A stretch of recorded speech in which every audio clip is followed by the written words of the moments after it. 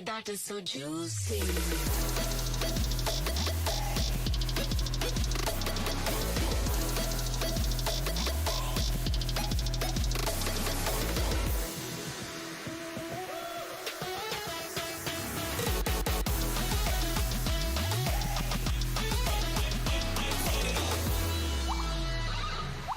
Wow, incredibly juicy.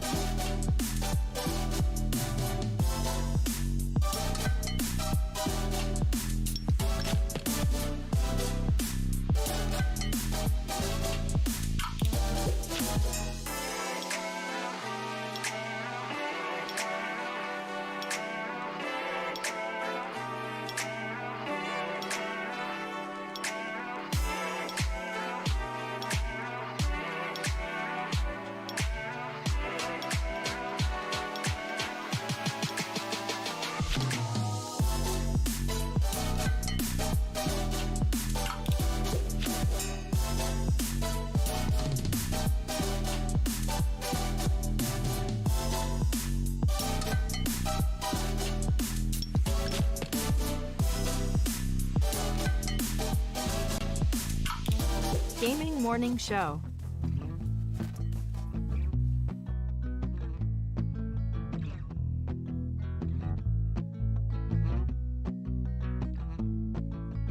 Tell your friends, tell your mom, Gaming Morning Show is on. Wait, Austin, your mom is here?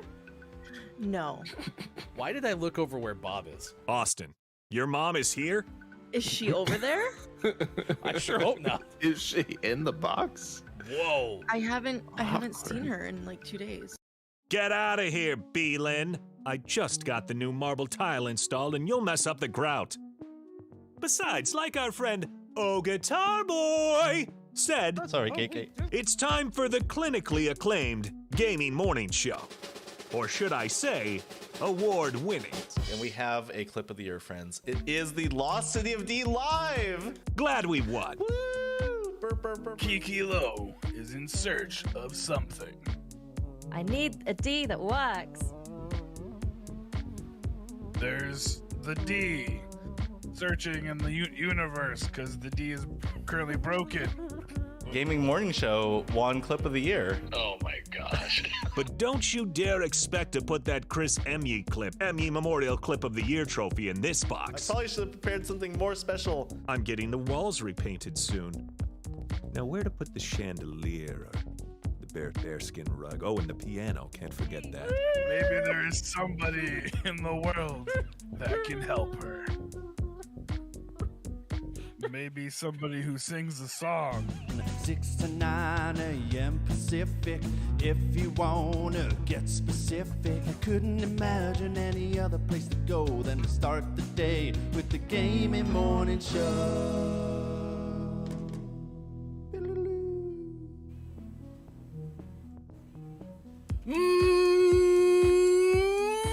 Morning Gamer. It's Gaming Morning Show. Thanks for being here. Facebook Gaming, Twitch, YouTube, Twitter, and at GamingMorningShow.tv. It is Wednesday, January 26, 2022, and we have 3 hours planned for you up until 9 a.m. Pacific time. Gaming Morning Show, morning gaming news coming up pretty shortly in about 15 minutes from now, 20 minutes from now. We'll also have birthdays this day in gaming history around 6:50 a.m. Pacific time this morning. On the left side of your screen, that's the one, the only sports.gaming, and on the left side of your screen, on the bottom, look, it's Mike O. Sports.gaming's on the top. The other side of the left screen. Geographically, could have given both directionals there. They're both over there, but one's okay. Anyway, that's Sean and Mike. So come on. Southwest of it. Yes, and to the northwest, that is Sports.gaming. It is. And then I'm the entire East Coast apparently. Hey, suck East Coast. So greedy with the whole coast. I know, right? I know. That's rude. Yeah. Well, showed up. No one else was here, and I was like, well, we get cozy. It's fine. Stretch out a little bit. It's good. It's good. It's good to see you. Florida down there. It's good to see you, Mike. That's a brilliant looking shirt you're wearing. Isn't it? It's Pierre's General Store. It's closed today, though. I can't go there today. I'm really sad. However, it comes courtesy of the one and the only Kate Zaid. It's part of their marketing plan. If you think about it, you wear the shirts on the day that they're closed, so everyone's like, "Oh my gosh, that's so cool!" And then they want to go to the store and they can't, so you tell them, "Oh well, but now you know," and you go the next day. Or they're like, "Oh man, I really need some seeds today." And then they like go there and they're like, "Oh no, it's closed!" And then they have to go like cut down trees and try to steal their seeds. I think that's how it works. Sensible. Yeah, that's Sense. Yeah, I like it. Sean, you're wearing a red polo today. Wow. Yes. What a change up. Yep. Going out on a limb. Yep. I went hoodie and backwards hat. Yep, that's First strange. Should. I mean, I think this is only like the third or fourth time I wore the Broncos one, though. So, I mean, come on. That's true. That's true. Look at that. What does this say? Broncos what? Broncos country. Oh, okay. Yeah, Gotcha. every team decides on like certain things. Keep pounding your Carolina Panthers, right? We chose. Wait, hold on. Is that serious? Oh yeah, yeah. They have a big old bass drum that they will continue to pound all the way to the Super Bowl again. I might need to buy one of those T-shirts. Okay. You have Fly Eagles Fly. I do. We do that. Yeah, we chose this, but it's cozy, I guess. So Yeah. Great. Kiki Lowe is here. Good morning to you. Scott Chick as well. I am JF Downs. Good morning to you. Kate Zaid, as you mentioned, creator or at least sender. Which one is it? Is that one of the ones she made or one of the ones she just sent you? Yes. Okay. So Kate Zaid, Well, yes. she made it and sent it. Gotcha. So. So there you go. That's the Kate Zaid special, bottom left. And then Scott Chick is here this morning as well. Coming up, we'll tell you more about Australia Day. I hope Hyper stops in. National Peanut Brittle Day. Ugh. What's wrong with peanut brittle? It's just unnecessary. It was great. What are you talking about? Is it? I adore peanut brittle. What makes it great? It tastes good. It's all brittly and peanutty and peanuts. I wonder what they should call it. You can break it like it's a tile. Okay. Yeah, Is that the quality in your candy you're looking for? absolutely. If I can build a house with it, even better. Even better. It's National Spouses Day. I have a spouse. Me too. Me Do three. we have the same spouse? I don't think so. I've never. I was gonna say I've never seen all three of them in the same place at the same time. That's weird. But if you take one of them out of it, I've seen two of them in the same place at the same time all the time. So I guess that doesn't work. They're just rotating back and forth really fast, so it looks like two. It's actually just one person. Today is National Green Juice Day. Juice that is green. Ecto Cooler is the best green juice. Is Fight that a me. Ghostbusters reference? You don't know what Ecto Cooler is? No. It was a high C flavor back in the 90s, I think, but it was incredible. High C had more than one flavor? Yep. Sure did. Wow, I really thought High C had orange. Nope, they had fruit punch, and they had Ecto Cooler, and they had the blue one, which wasn't very good, and then they had other ones too. Really? They had fun names too, like Flashin' Fruit Punch, and Grabbin' Grape, and Orange Lava Burst. Is it possible to get Ecto Cooler still? I don't know. A couple of years ago, they brought it back for like a hot second, but I don't know if it's still being made or not. How perishable is High C? I imagine the shelf life is somewhere between Twinkie and an apple. Oh, here you go. High C Ecto Cooler citrus juice on Amazon. They're in cans though. What? That's weird. I mean, I like canned beverages, so. Oh, Properly stored, unopened juice boxes will generally stay at best quality for about 12 to 18 months. Hardy or not hardy? They just explode. It sounds pretty not hardy. I think they just become less yummy. Could you imagine getting something that at one point tasted a lot better if it had been fresh, as opposed to if it, for some reason, was sent 10, 12 months too late? It's fine. Really sorry, Sunkist. We could have had a better first run. I mean, to be fair, it's really crappy even when it's fresh. So the diet one, not so great. To be fair. Today is Library Shelfie Day. We had Museum Selfie the other day. Today is Library Shelfie Day. If you go to look at my Twitter, there's I remember last year I took a selfie with my books, and we said it was a library shelfie, but the bookcase has since left, and now it's just Diego's house with some books underneath it. But I don't think that counts. So. Yeah. I mean, Diego could take a library shelfie today, and you could evolve it. I don't know if he knows how to read, or use a phone to take a picture. He doesn't know how to read yet. Oh, gotcha. Yeah, well, sounds good. Don't shortchange your lizard, man. Gotta believe in his No, you're potential. right. You're right. I shouldn't. He's working very hard. He's great. You're doing great, Diego. It's Diego, the gaming morning lizard. Ba-dum-bum. And it's also Lotus 123 Day.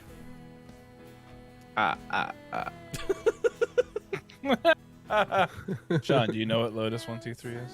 No, I don't. It's like the original operating system for computers back in like the 70s and 80s. I think they stopped supporting it in like 1993. But it was it's what made things go. I was gonna guess a programming language, so it wouldn't have been far off. Yeah. Like a Nah, you would have been pretty close. Vitamin C basic. What? Is Visual C I didn't know. basic, right? I didn't know that Vitamin C made computer languages. I thought she just sang the graduation song. That's so weird. She has so many talents that we don't know about. Oh my gosh. Excuse me, Vitamin C, when you're done singing, could you come over here, please? I need to be able to turn on the lights with a pen. Speaking of opening things with just your voice, I once knew a bear. He was there, but now I don't see him, so I wonder where? Bear? Aww. Look at him. He's so happy today. Hope it's warmer He's in a out good there mood. than it is here. Jesus. I heard him whistling earlier. Oh. Just a really good Whistling mood. Dixie. Nice. Yep. Dog's gonna be like, you see my name? You have treats? No, I don't. Scott Chick took off to hold a TV. I'd like to know more about that story when you get back. Kate Zaid is going to go take a selfie in a library shelfie, but does love your shirt. It's all caps. I love your shirt, Mike. It's an incredible shirt. Feels so nice. Coming up, we're going to tell you about a teddy bear toss game that happened in Hershey. We're going to tell you about the London Underground trains being delayed by a stubborn animal. And Off-Broadway's Perfect Crime is temporarily closed due to an ironic reason. We'll tell you about that coming up. Want to give a shout out to Intelligame today. They're having a charity stream coming up later tonight. It's around 6 p.m. Pacific time. Intelligame is raising funds for Habitat for Humanity. So our topic of the day today is how has housing changed your life?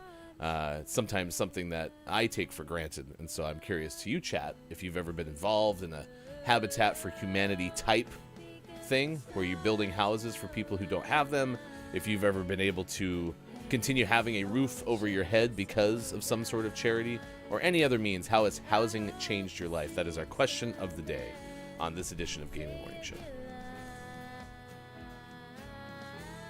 It's a house. Keeps me warm.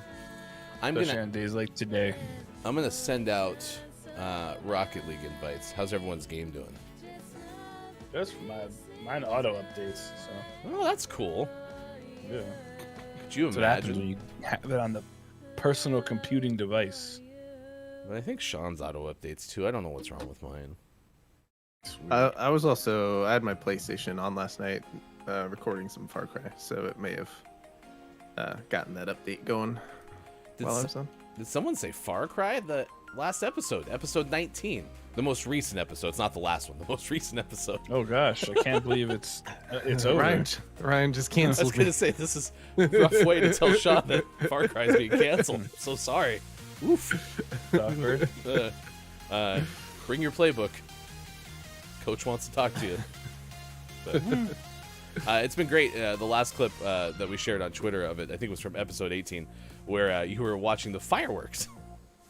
Oh, they were so pretty. Don't you think? By the way, it's a little too pretty. Your nephew, my son, was over my shoulder when I was watching that clip, and he goes, "Is Uncle Sean playing the fireworks game?" Yep. It's like, yep, that's all that game's about. Just a bunch of fireworks. Fireworks simulator? Which actually probably wouldn't be that bad of a game. You want to be you just sit there and watch fireworks all the time. So really you want to be a firework.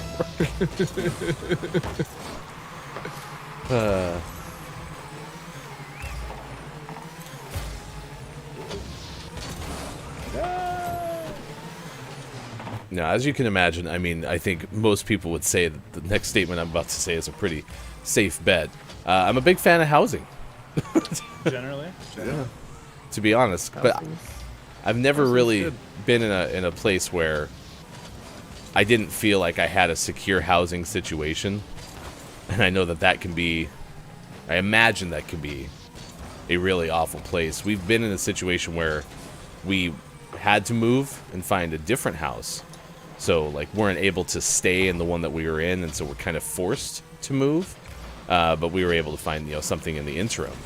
So I've never been in a situation where I was wondering, am I going to be able to sleep indoors tonight?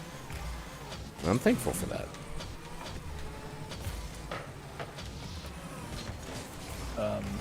I've done some work with Habitat for Humanity in the past, mostly through camp and whatnot. We would have groups, small groups during the summer go out and help with some of the housing and whatnot. But I actually have been in a situation before where I have found myself homeless for a short while because, to be honest, it was mental health issues. Rather than reaching out and asking for help from anybody, I chose to not have a place to sleep. So I definitely had an experience with that, and it makes you appreciate having like a hot, 4 walls and a hot shower and having all that. So it's I very much I joke like, oh, I love you, house, but like I really do, because it's an incredible thing. There's so many people out there that don't have housing, and getting to experience that even for a short while, it really puts a lot in perspective. So while I joke with it, I'm incredibly grateful to be able to have, and we have a beautiful house, so I can't complain about it. So yeah, don't take where you are for granted, even if it's not your absolute favorite at this point.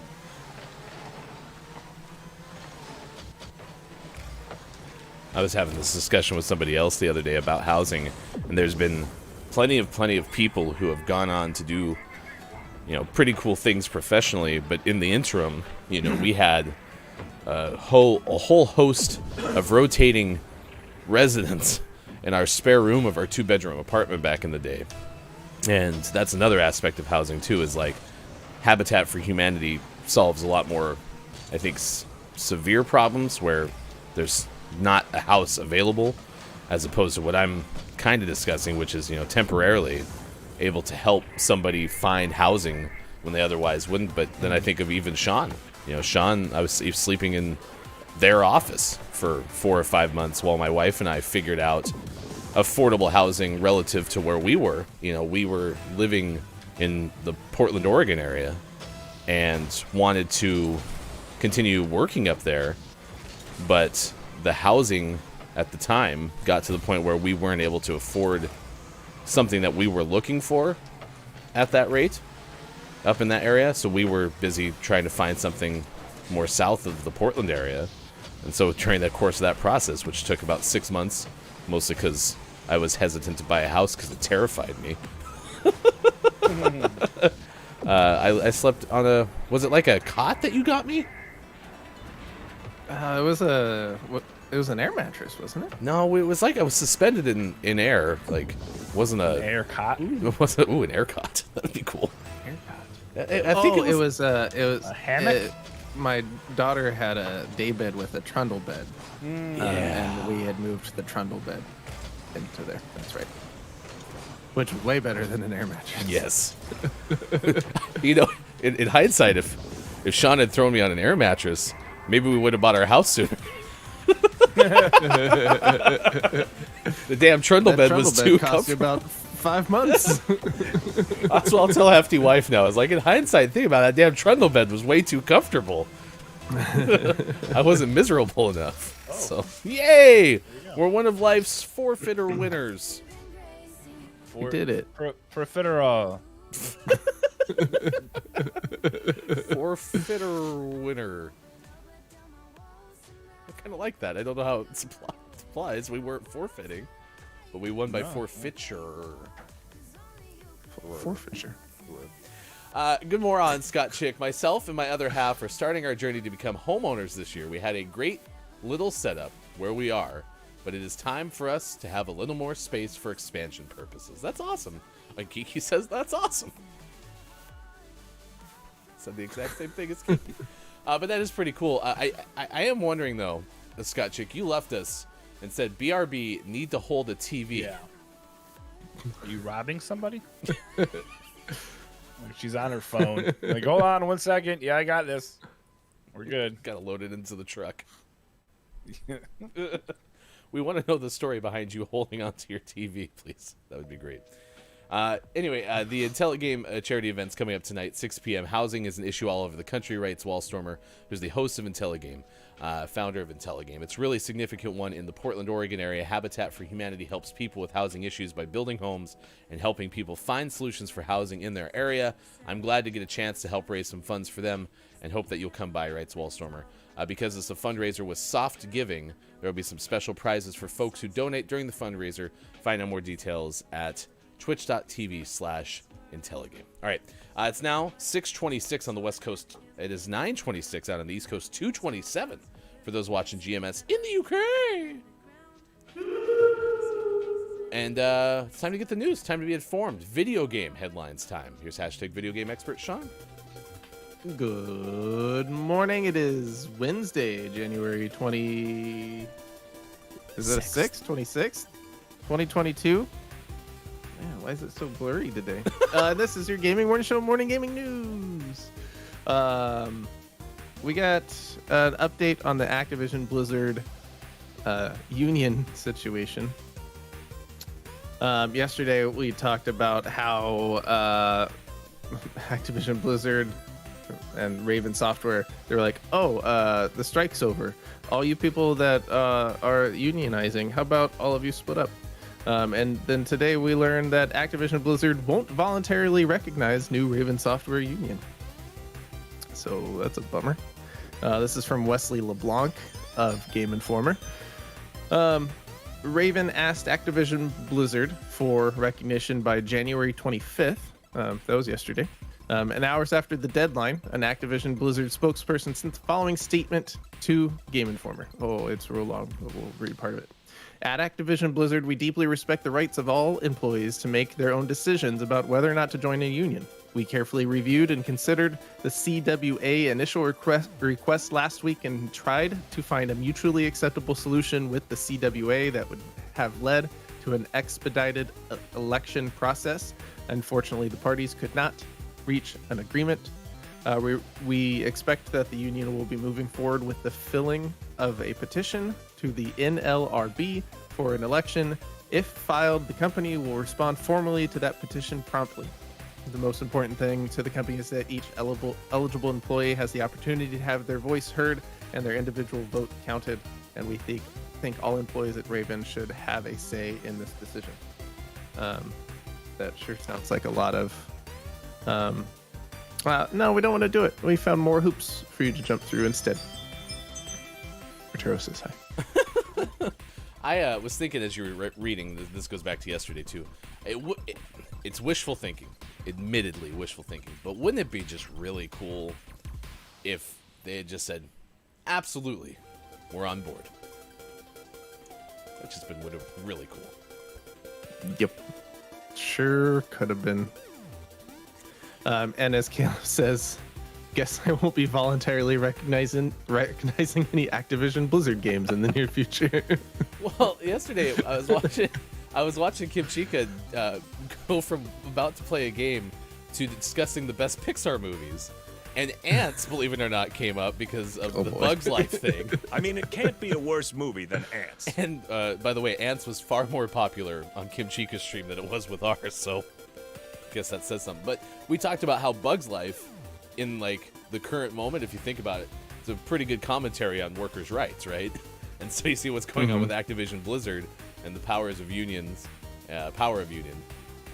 It's just interesting to sit there and think about that. So yes, I think Caleb's got a point. I just wish it could be easier. Just make it easier. Yeah. Yep. So the union will now need to receive 50% of the votes within its department, plus one more vote to win the election. At that point, Activision Blizzard would have to bargain with the union based on election process rules. There's no word at the moment when this NLRB election will occur. It'd be a lot easier to organize and take care of this election thing if they weren't all split up amongst different parts of the company. Could you imagine? Interesting. Do you think Microsoft, having recently purchased Activision Blizzard, and then like days after all of this is really coming to a head, they're just like, ugh. I hope they are. Couldn't we have waited one more week? I hope that they're actually thinking that right now, because the thing that I don't want is for them to be like, yeah, we're fine with it. Right? Yeah, it's fine. Disruption. No big deal. Oh, man. In our next news story, The Rock, Mr. Dwayne Johnson himself, is making another video game movie. And it's about all we know right now, but it's pretty exciting. During an interview, this is from Ryan Leston of IGN, by the way. During an interview with Men's Journal, the 49-year-old former professional wrestler revealed that he's set to star in another video game adaptation. Says, I can't tell you which game in particular we're doing, but there will be an announcement this year. We're going to bring one of the biggest, most badass games to the screen, one that I've played for years. I really hope it's Paperboy. It's probably Paperboy. Man, can you imagine? Dwayne the Rock Johnson Just as riding up the the paper street, boy. throwing paper at people. The dog comes to get him. He's like, ah. Down says, I hope Gears of War. Gears of War would be a lot of fun. No paper boy, please. That paper boy would be good. I could see God of War. He would make a Kronos. Yeah, that could be fun. A God of War movie could be a lot of. A God of War like HBO show would be pretty. It would be so much better. Yeah. Yeah. Pokemon Geodude Adventures, says Caleb. Yep. I want to see Dwayne dressed up as the lead guy with the little hat on, with like a backpack, just throwing Pokeballs at things.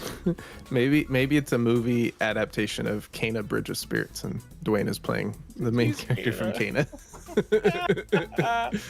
Or he's playing all of the little like spirit things. Just voicing them. But you don't know it's him. They're just like, like, that's The Rock. What? Back in the day, when The Rock was a wrestler, he used to always say, "Can you smell what The Rock is cooking?" So naturally, this is an Overcooked tie-in.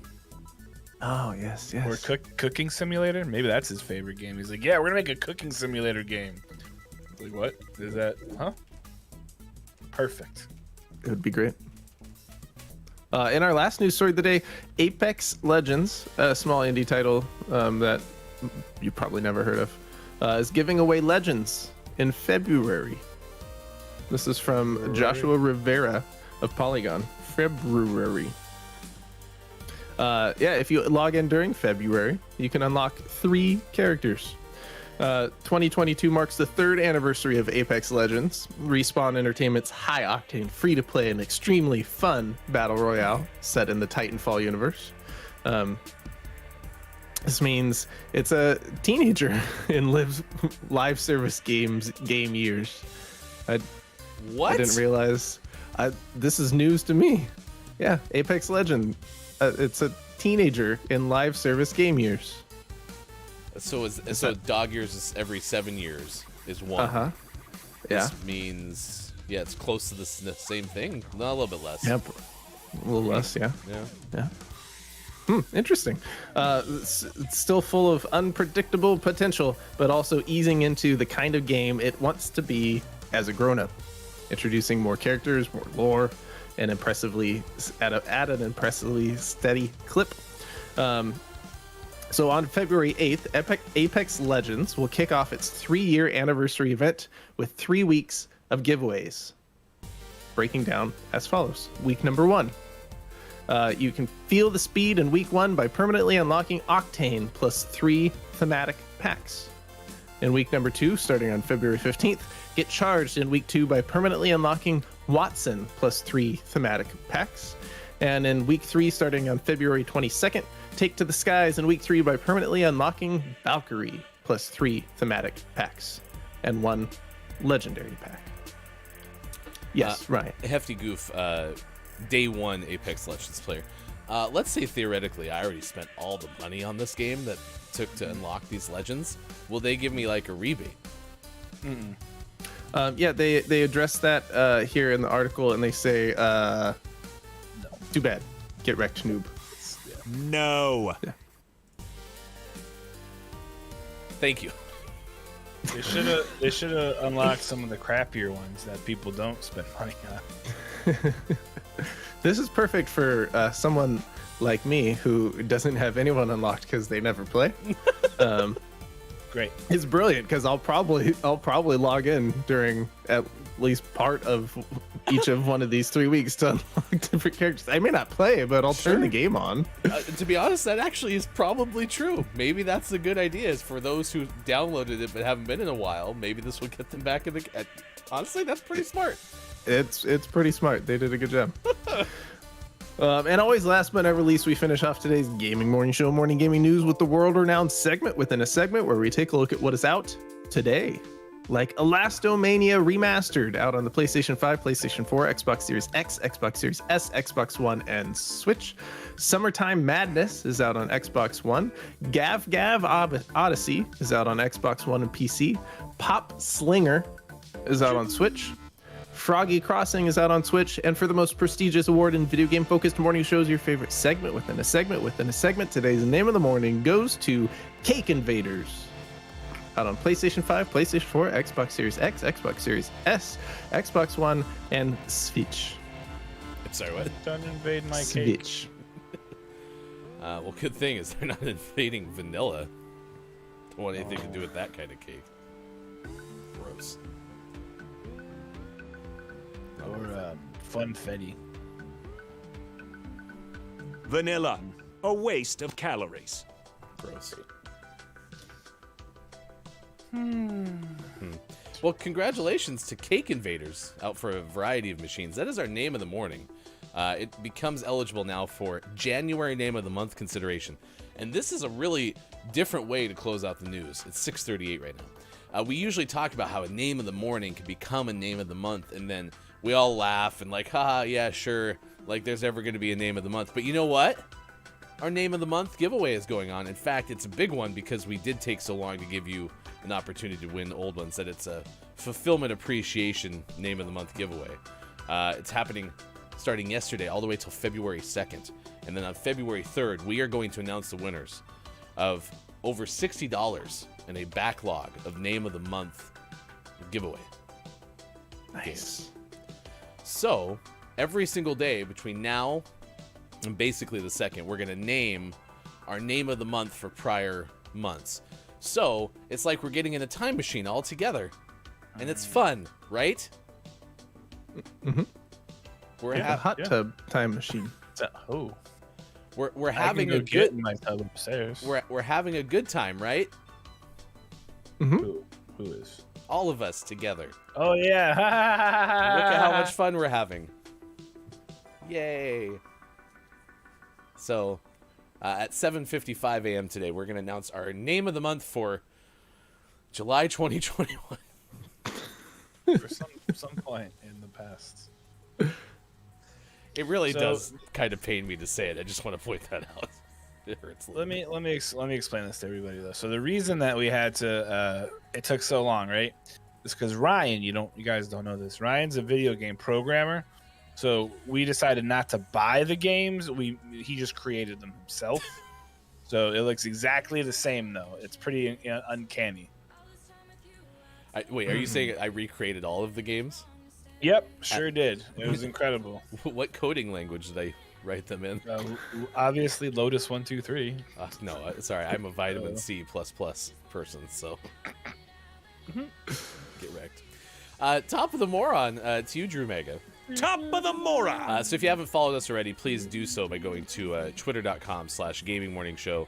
Twitter.com/WatchGMS, and that's where you can sign up for our Name of the Month giveaway. That's the Fulfillment Appreciation GMS Name of the Month giveaway, and over $60 in backlog. You can go ahead and go there.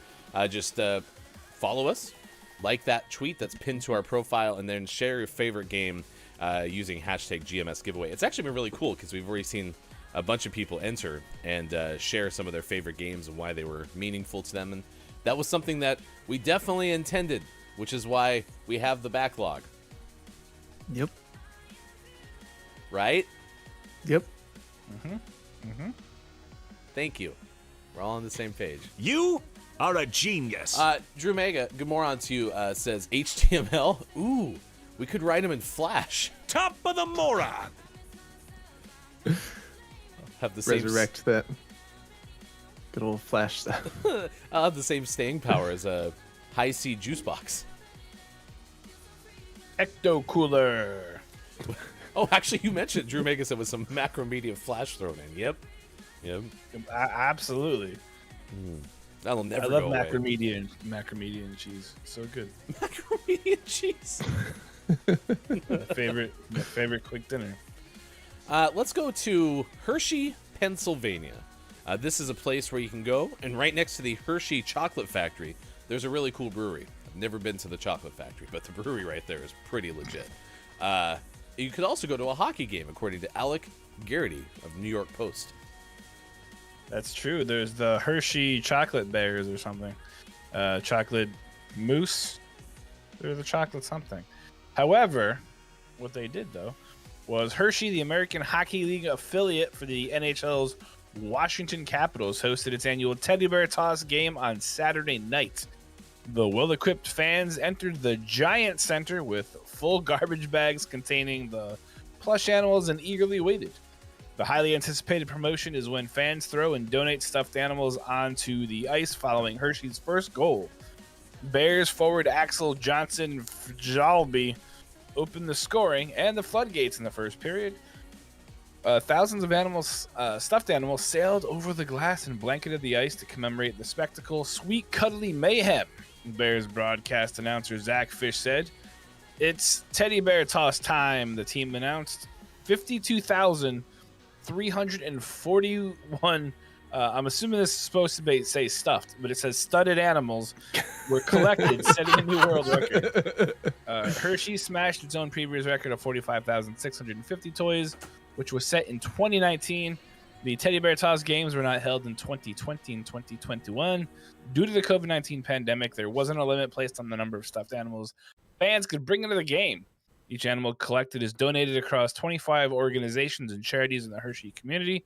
Hershey players enjoyed the over 30-minute game delay to celebrate in the mountains of animals on the ice. Forward Shane Gersich dove headfirst into the pile and disappeared into the mass collection.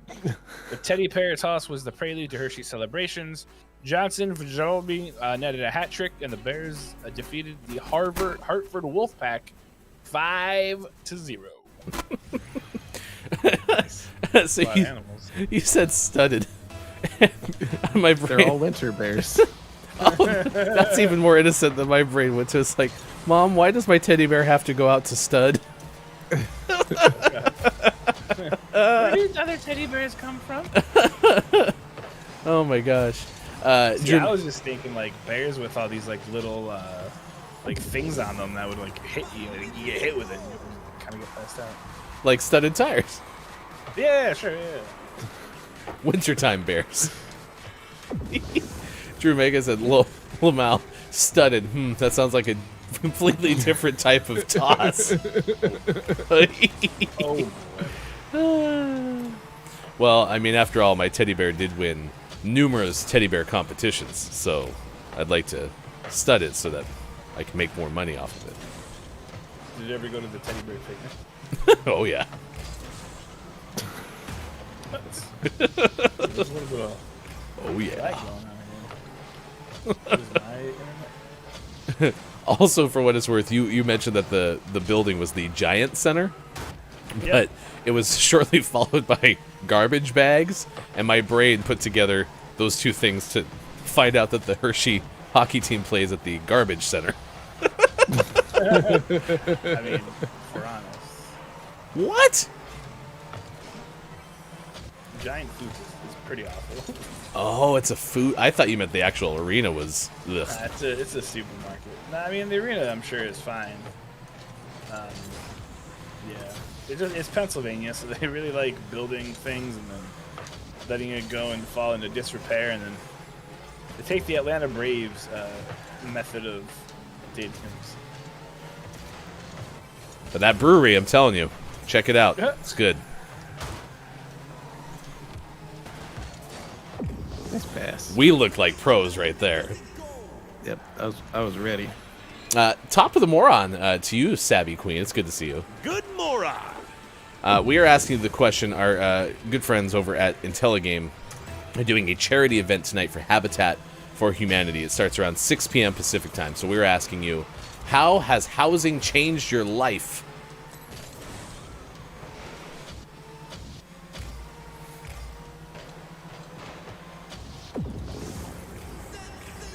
Especially when temperatures. You were saying it's cold in Indiana today?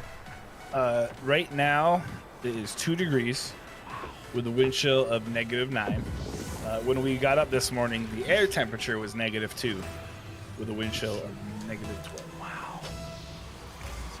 Why is it that, I don't perceive Indiana to be as cold as, like, South Dakota, right? Even though latitude-wise, probably pretty much the same. Yeah. Indiana's just flat, So there's just like the winds are wicked, and it's crazy. We get like 40, 50 mile an hour wind gusts at our house because we open up to a field. So there's like there's nothing to block it. There's no water nearby to like help the air temperature be warmer. Like it sucks. Wow. Sucks. Cool. You are not receiving the Indiana Chamber of Commerce pitch to move on over to that state, are you, right now? Get the hell away. Avoid. Drew Mega says, what brewery and where? And then K-Laugh, thankfully, says, I've been to Troegs Brewery in Hershey. It was pretty okay. That was the brewery. So thank you, K-Laugh, because Martin Truex? Martin Truex Jr. the Third Brewery. Yeah, that was it. And the food was really cool. But, listen, especially in the context of the pandemic where, I don't get to go anywhere anymore. They have this beautiful tasting room with ridiculously high ceilings and a whole bunch of seating. And the food was pretty okay. So, I'll try to find a picture and put it on Discord because I do have a picture of that one. So, yeah, off the top of my head, Truegs or Troegs or Martin Truex Brewery in Hershey, Pennsylvania. Highly recommended by Hefty Goof. Drew Mega says, housing has allowed me to hide my home office dressed like a slob for days, sometimes weeks. Yeah? No one has to sit there and judge your home office attire, I suppose. Kate Zayes doesn't have to wear pants. She's pretty good. Yeah. I mean, sweatpants are the new pants for me. Like I said, thanks to Sean, I now have going out of the house sweatpants. Do they make sweatpants that look like jeans? I know they make like girls' tights that look like jeans. You should get some of those. Our operations manager has some like leggings that look just like. Every time she wears them, I'm like, I always look. I'm like, Jen, I could have sworn you were wearing real jeans. Those are amazing. Where do I get them? Yeah, I was gonna say you could wear them, assuming they make them in the size you can fit. Then we'd have the Chewbacca issue, like I'll wear some tights. I have to wear some like shorts over them because stuff. I mean, you don't have to. Bits. I don't want everyone to see my jiggly bits.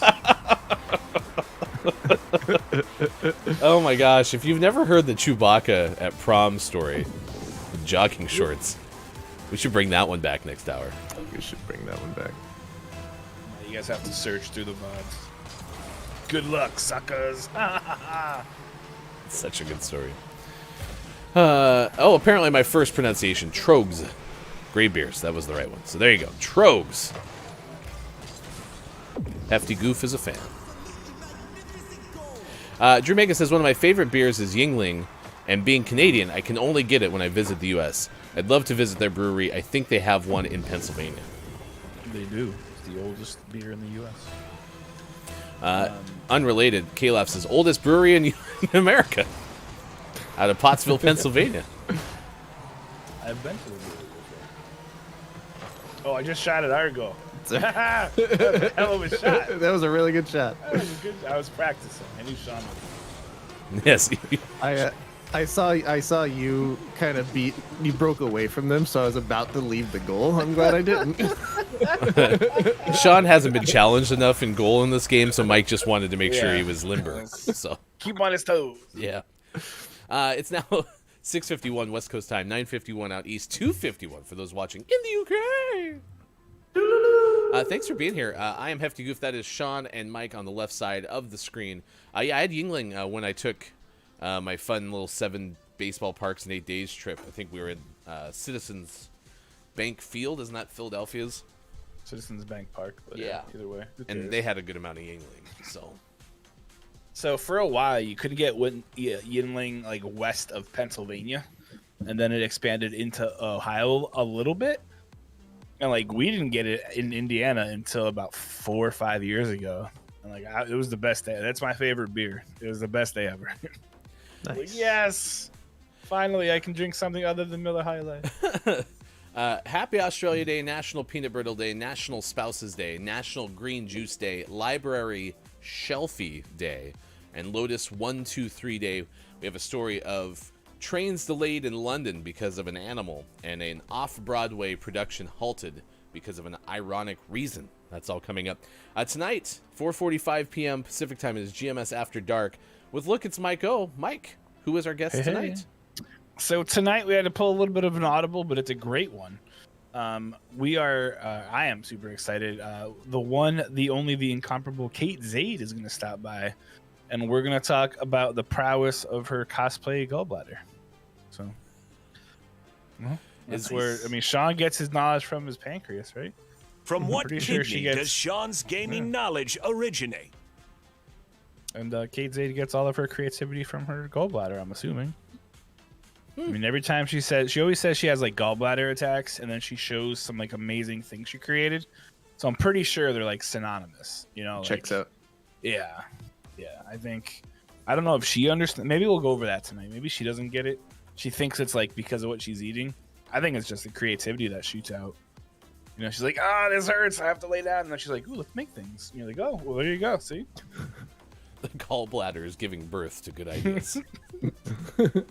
Yep, sure is. I need a gallbladder epidural stat.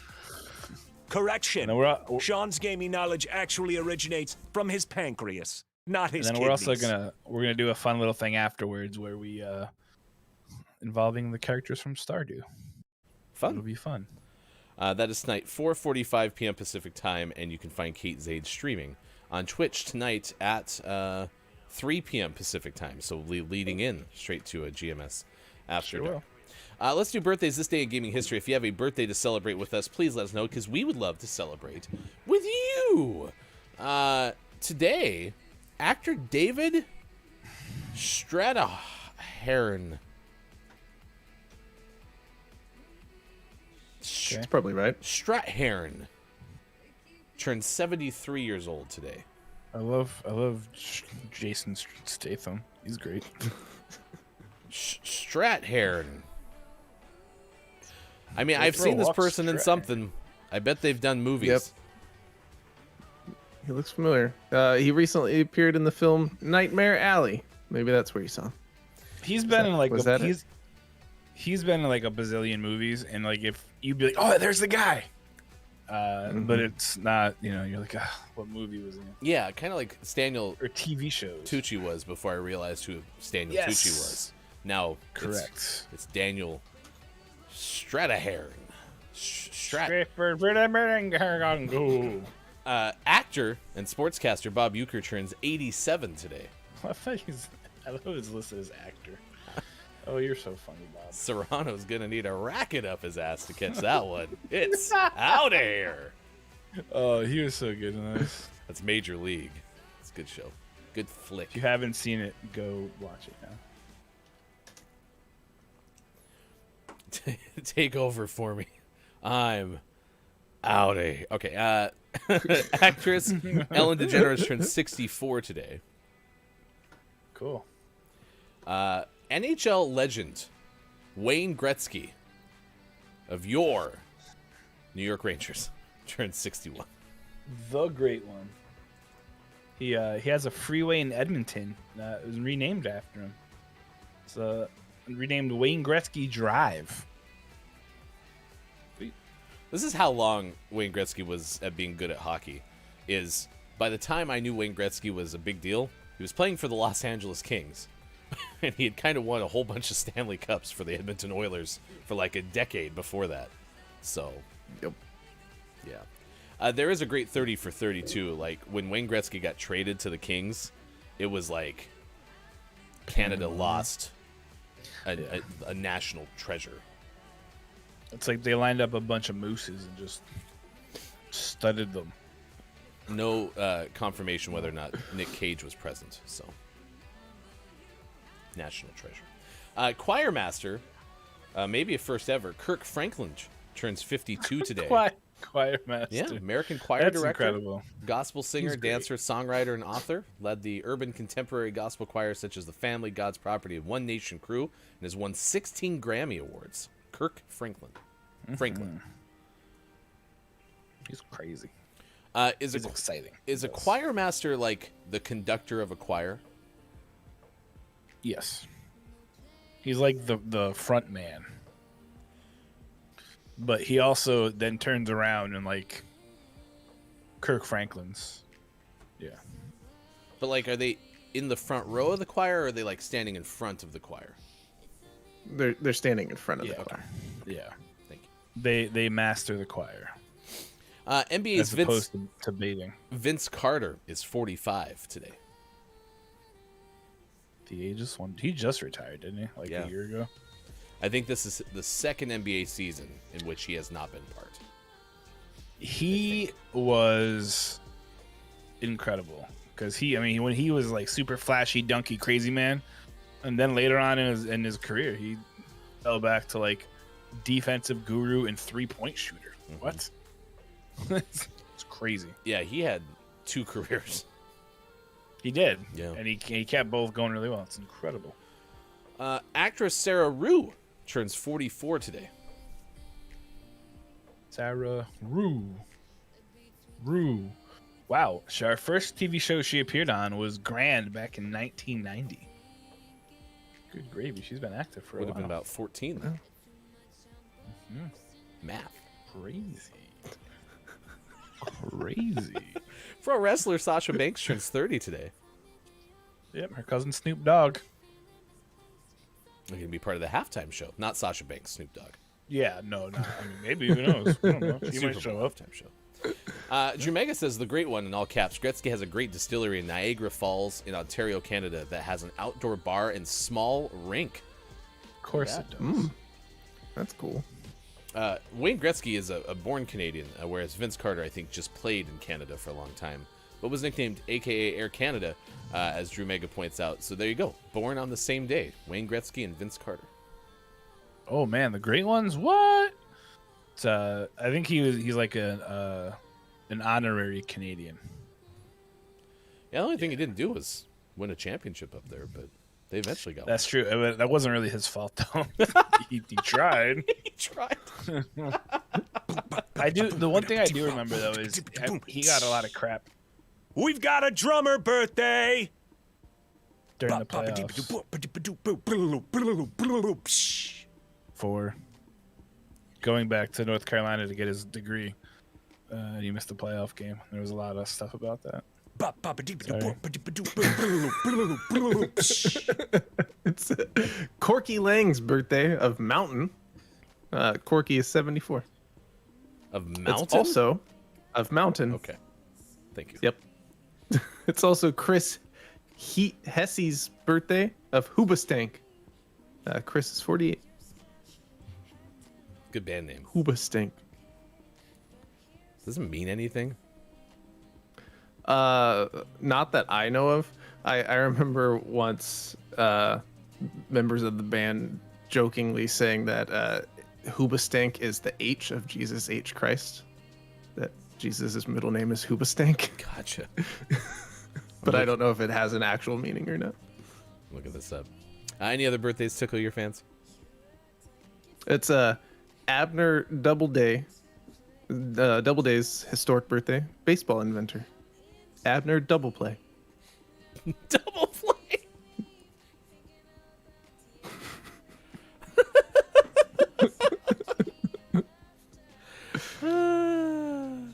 According to Wikipedia, in an interview, Chris Hesse, is that whose birthday it is today?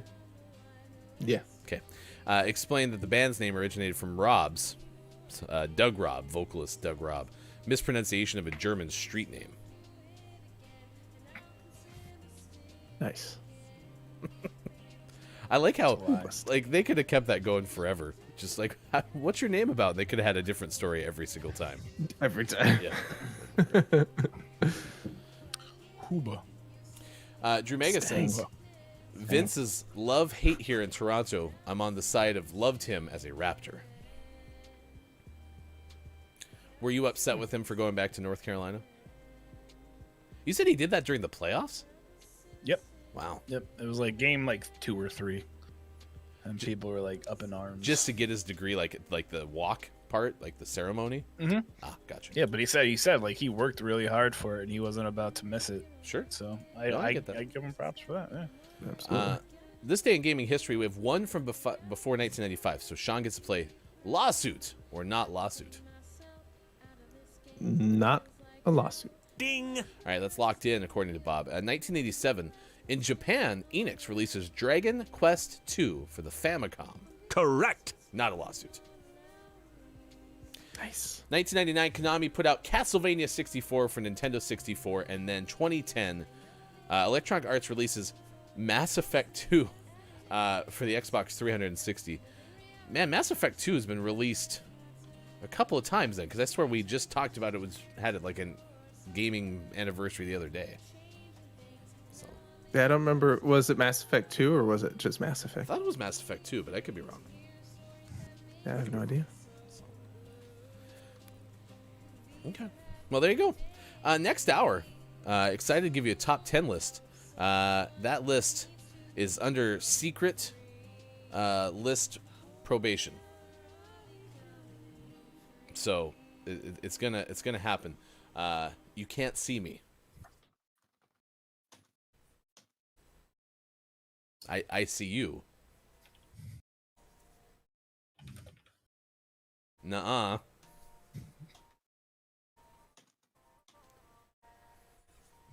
Ooh, yeah. Snap into a Slim Jim. It's next hour. We also have sports. Stick around. Deportes. Keep messing with my teleprompter. Between Two Gays, thank you so much for the host on Twitch. We really appreciate that. Thank you for everyone who hosts on Twitch and likes on Facebook Gaming and on YouTube. Super, super helpful. We'll talk more about what we have coming up in the final part of the show. Also, 7 o'clock hour, our name of the month for July 2021 is revealed. Stick around. Sean, Mike, Hefty coming up next hour. Gaming Morning Show. Still, sometimes I waver, but I promise I keep up. I keep moving, this ain't over until goodbye. I miss the darkness, I see a shimmer of cold light of fly. Don't you the sky and soar above, oh high goodbye.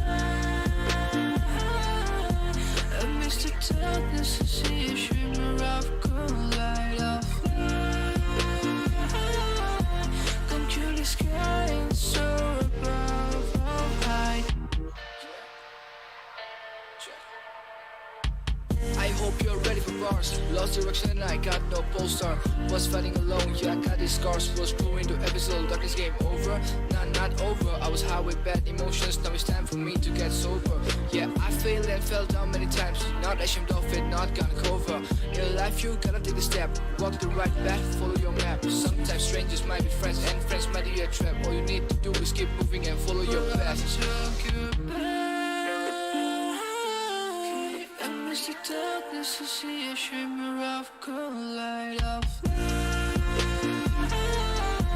Don't you the sky and soar above, oh high goodbye.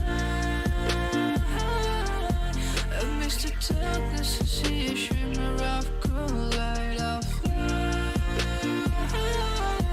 Don't you the sky and soar above, oh high.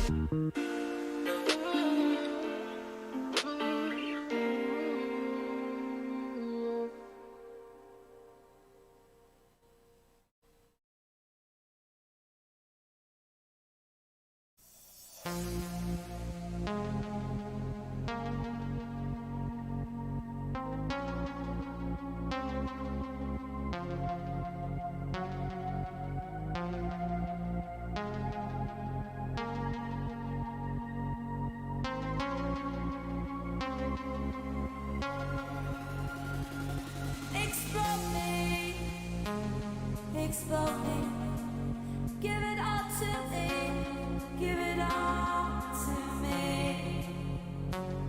Explode me, explode me, give it all to me, give it all to me.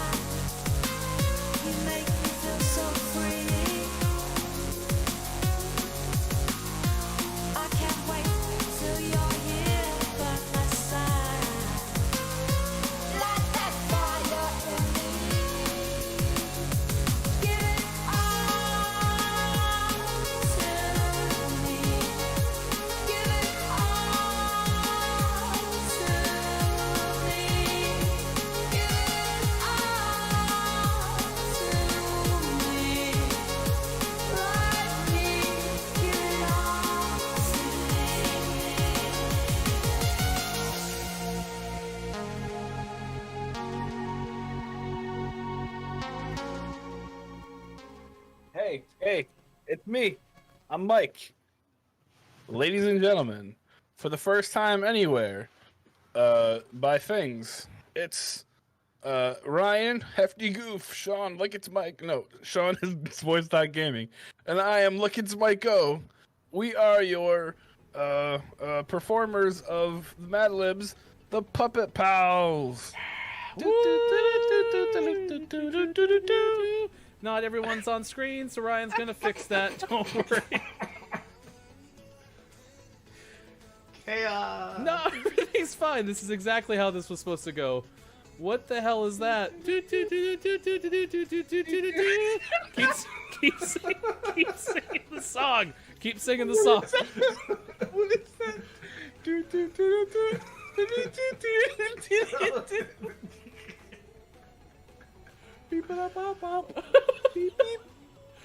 singing the song. Sean, I can't frame your puppet. Put your damn puppet on the screen. Thank you. I like how I'm acting like this is Sean's fault. I can't believe I messed everything up. Yeah, geez, Sean. What were you thinking? I just hit my arm. Okay. No, the background's moving. Stop. This is just like we rehearsed it.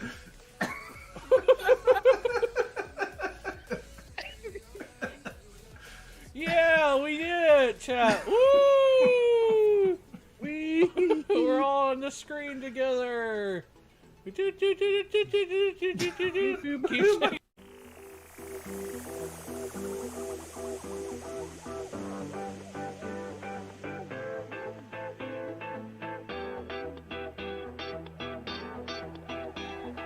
Coming up on Gaming Morning Show, list of the day and sports. Find GMS on Facebook Gaming, Twitch, YouTube, and GamingMorningShow.tv.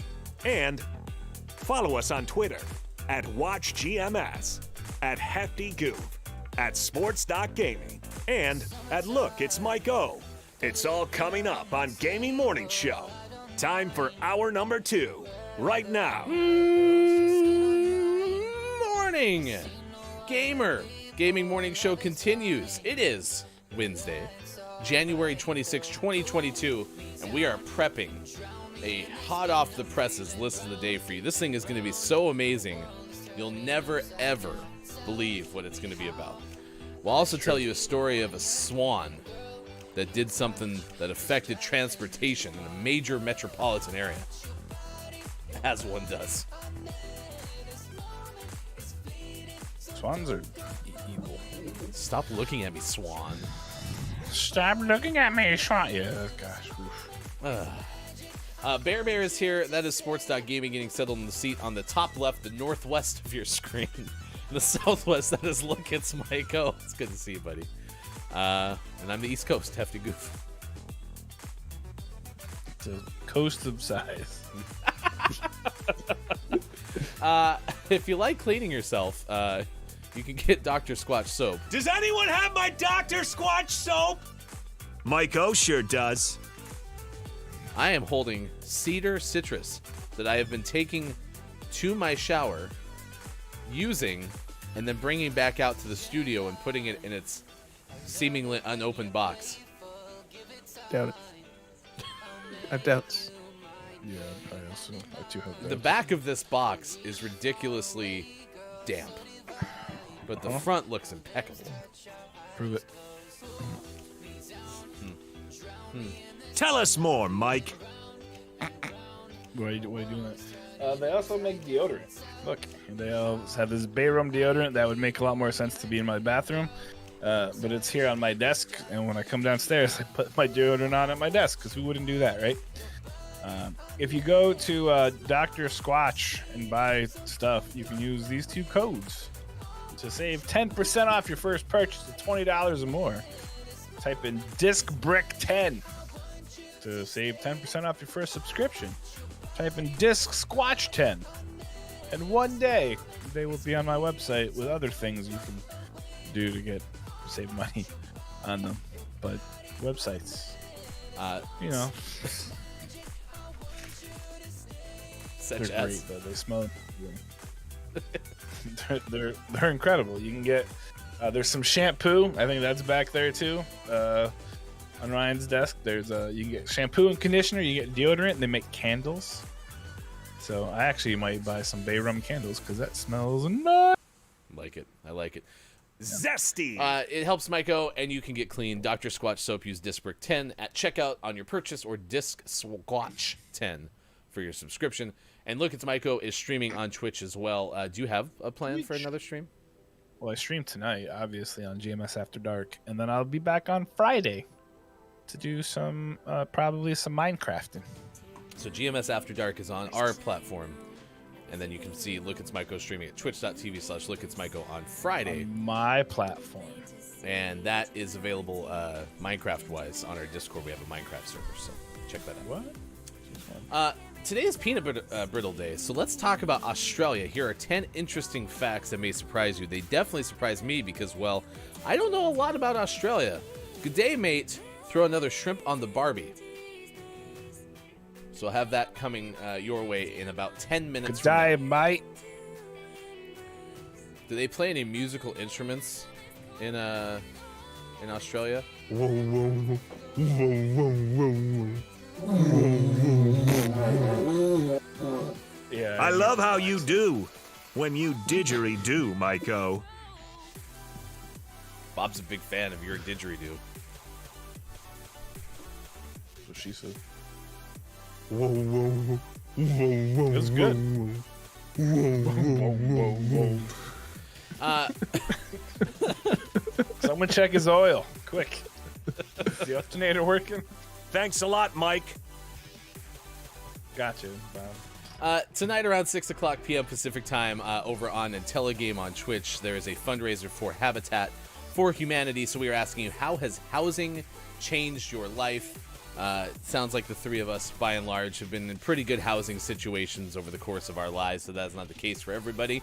And even if you have access to housing, is it affordable housing? That's another thing, too. So we'll talk more about that coming up tonight during the charity event with Intelligame. Starts around 6 p.m. Pacific time.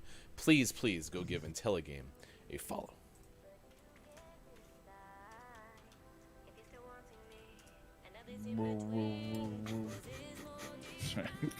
That's pretty good, isn't it? Bob's been practicing for a long time. Oh, Bob man. likes it.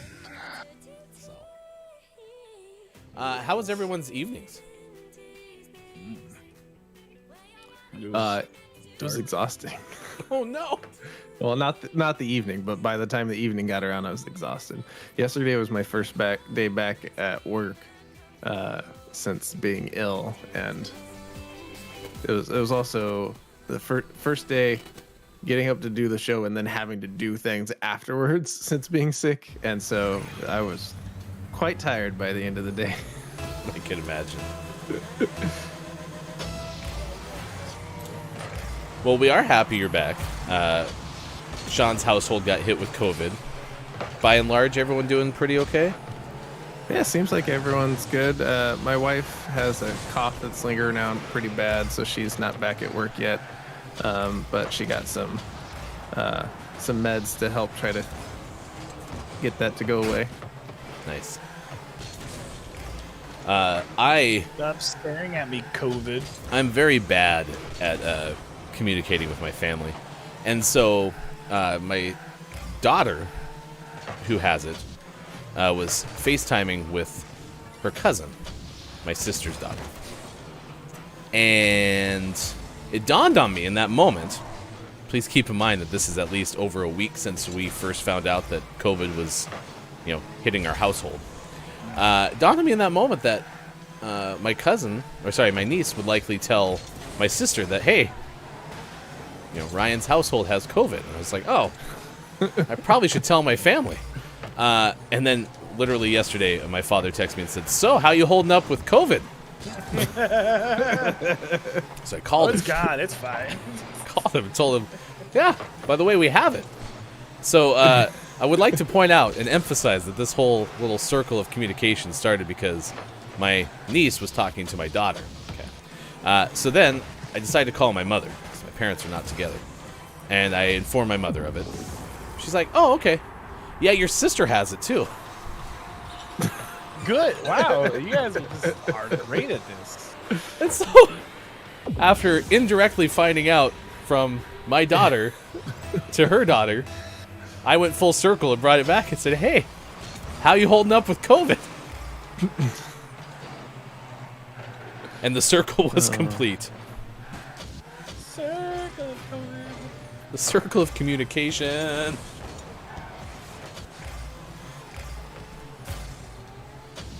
It was very impressive. Not gonna lie. So. Top of the moron. Good moron. To you, Chrissy Icky. Chrissy Icky.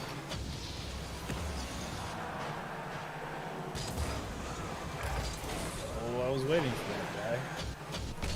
So patient.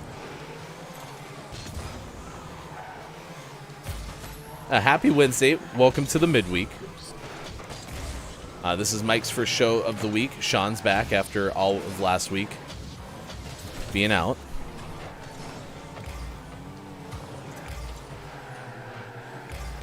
Here we are. Together forever. Wow. Wow. Nice little pop-up. Wow. Thanks. Cracked. I got an assist. Wow. I only need like 70 more. Cracked. Hey, just think, you were at like 180 more. Now you're way less. It's true. Slowly chipping away at him. Kate Zaid in all caps. I'm free! I can be here properly now. I'm getting the impression that your work is done for the day, Kate. I'm free. Tonight's GMS After Dark guest, Kate Zaid, starts at 4:45 done p.m. for the day. I guess meetings are done. So now she can just work and there you go. Silly meetings. Hump day, says Chrissy. Stop it. Oh yeah, you don't like that commercial, do you? I can't imagine why. I mean, it could have been worse. It could have been like, Mikey, what day is it, Mike? Because I know you don't like Mikey. So It's almost one and the same. Damn it. Mike. Shut up. I don't care. Wednesday, great. I mean, you may be the only person I know who does not like that Geico commercial. And it's understandable why. But it was I a don't pretty care. commercial. 69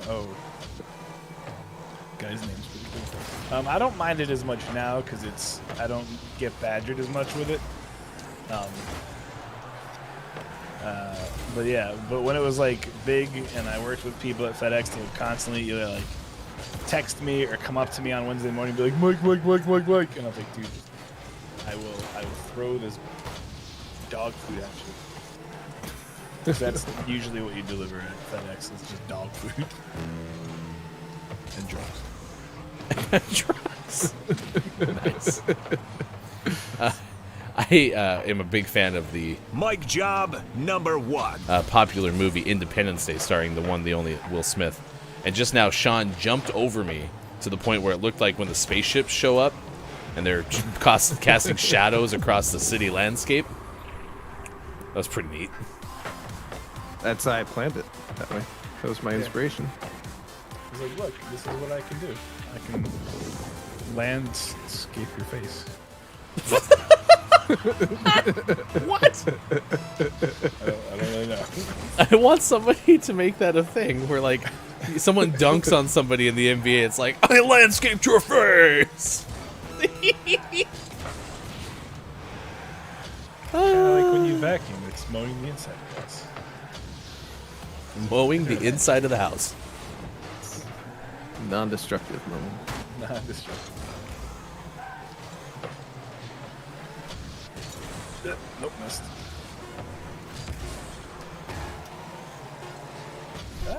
How on earth?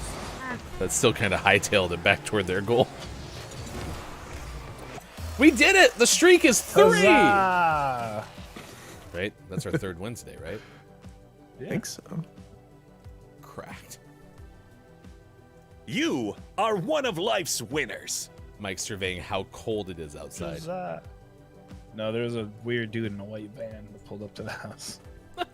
You remember the story that we had about the Staten Island ferry and then ended up getting purchased by Saturday Night Live cast members Colin Jost and Pete Davidson? Jerks. So there was a skit that they've had recurring by another cast member called Guy Who Just Bought a Boat. And so they did a play on that where all three of them were together because they were three guys now who have bought a boat. Yeah.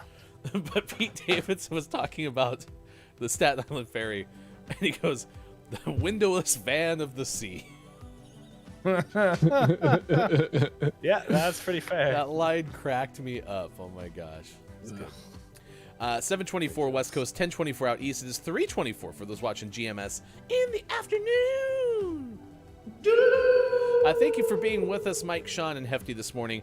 We have a swan story to tell you that's coming up in about 10 minutes from now. On Australia Day, National Peanut Brittle Day, National Spouses Day, National Green Juice Day. What's the one that we're looking for again? Ecto Cooler. Ecto Cooler. I'm writing this down. Pretty sure they don't make it anymore. Yeah. Yeah. The first person to find us very sad a package of Ecto Cooler will win $1 million. Not really. Gaming Morning Show does not have $1 million. We're lying. I'll give you 1,000,000 yen. It's like $10. Is it really? I think so. You should look that one up. How one of much my first radio is jobs. 1 million It was during the Who Wants to Be a Millionaire craze, and we actually played a game called Who Wants to Who Wants to Win a Million Lira, which I think was the Italian currency, and it was roughly like $50. It's actually $874, so I rescind that. That you won't get 1 million. Gaming Morning Show does not have $800 and some. I'll send you all of my children's Monopoly money. Sounds a lot. reasonable. You could probably convince somebody that it's legal tender. How much is 1 million lira?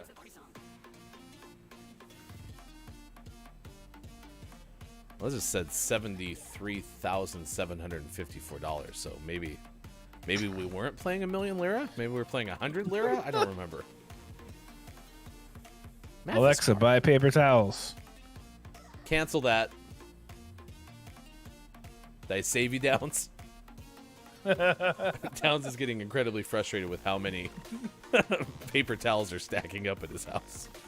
Why do paper towels keep showing up at my house? Kate hates it. Stop! We're trying. All right. It's also Lotus 123 Day and Library Shelfie Day. So please go to your library, and if you don't want to go to your library, go to your bookshelf. And if you don't have a bookshelf, find a damn book and take a picture of yourself in front of it. Library Shelfie. All right. Big. All right. Today is Peanut Brittle Day. COVID-19 home test directions. So we are giving you a list that's all about Australia. No good peanut brittle lists? Oh, there was lots, but I thought we'd wanted to talk about Australia. Here are 10 interesting facts that may surprise you. They definitely surprise me because, well, I don't know a lot about Australia. Good day, mate. Throw another shrimp on the Barbie. And it comes from travelnation.co.uk. Okay.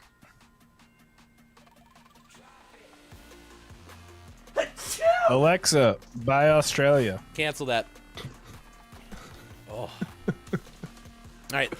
Number one on this list. 10 interesting facts. Millie Gill wrote this, a manager for product development at travelnation.uk. The Australian Alps get more snow than the Swiss Alps. What? That shocked Sean so much he left. Is that true? Wow, I can't believe they get more moisture. moisture. On the internet, it must be true. Strange. It's moist. You're saying? I can't say any of these names, but there's one of the largest ski areas in the southern hemisphere. Blue Cow Mountain is one of the most popular areas. Oh my gosh! They have vast range of accommodation and runs, as well as stunning views across the Alps, the Australian Alps. Who knew? Threadbow, and Perisher. That's what I was gonna say. Checks out.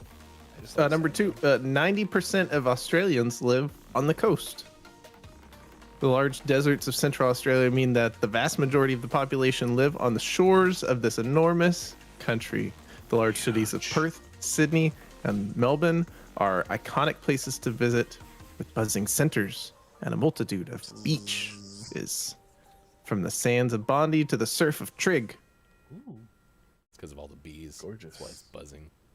3. Oh, they're probably all kill you. Number 3, Tasmania has the cleanest air in the world. The island of Tasmania is the ideal spot to experience the great outdoors, with air as clean as Antarctica. Around 1/3 of the state is natural park or World Heritage protected. It's a walker's paradise, with trails and walkways winding over the whole island, where the coastal paths reveal impressive views over Wineglass Bay and the Bay of Fires. I thought that said fries, but it didn't. The Bay of Fries. Tasmania is like it's like Hawaii, I think, in terms of what it means to Australia. But it's really nice there, apparently. Except for the little devil man, mess you up. 4. The Great Barrier Reef is the largest ecosystem in the world. I think with this one we knew, right? Probably. That's of all the facts that could potentially be common knowledge. So this one does not surprise me. List title, get wrecked. What does surprise me, though, is it stretches halfway down the eastern coast of the country. So there are plenty of places to check it out. Also, one of the famous cities that began the trip out of the reef is Cairns. You're good. But Townsville, Port Douglas, and Airlie Beach all have great beaches as well. So you can snorkel, you can dive, you can check out some fish. 5. See, I'm surprised. I thought Cleveland was the largest ecosystem in the world. Yep. Go figure. Also, Chrissy, Croatia isn't in Australia. Sorry. Chrissy Icky said, I'm fond of the beaches in Croatia. They're beautiful. Yeah, it's not in Australia. Alexa, order fries. Stop, cancel. Number 5, Australia has over 60 separate wine regions. You can't go to Australia and not try wine. That's. I think you can, but. I'm pretty sure. Like, if you try to leave on the airplane, they're like, "Do you drink wine yet?" And they're like, "You know, go over there, get in the wine line." And they're like, wine line. All right, fine. A majority of wine regions are in New South Wales and Victoria. So if you fancy discovering a few of them, a road trip between Sydney and Melbourne would be a great way to go about it. Great way to piss off on Australia is to say Melbourne. Melbourne. I love it. Like Melbourne. Coming soon to Hefty Goofs, a place you can eat, the wine line. Where you get the wine. 6. Number 6, Fraser Island is the largest sand island in the world. The sandy shores of Fraser Island are a highlight of any trip to Queensland. Hervey Bay is the jumping off point for exploring the island, so hop on a boat and discover the delights of this island paradise. The clear blue waters of Lake Mackenzie, surrounded by the white sand shore and the serenity of champagne pools, where you can swim in shallow pools of champagne. That's not true. It's just at the edge of the ocean. There are 150 dingoes on the island, so don't bring your babies. 7. Sounded like a Robin Leach opening there for a second. Champagne. There's a bunch of rail journeys, including the longest straight section of train track in the world. In space. Space. Different place, Bob. I guess, kind of. So if you want a really long train trip, go to Australia. There's a long train there. 8. Number 8 is the Great Ocean Road is the world's largest war memorial. The Great Ocean Road is one of the most famous drives in Australia, with stunning views and scenic vistas along the route. Built by returning soldiers after World War I, the road was dedicated as a memorial to those who died fighting and was designed to connect the isolated communities that clung to the edge of Victoria's rugged coastline. It's pretty cool. 9. 80% of the animals are unique to Australia and will kill you instantly.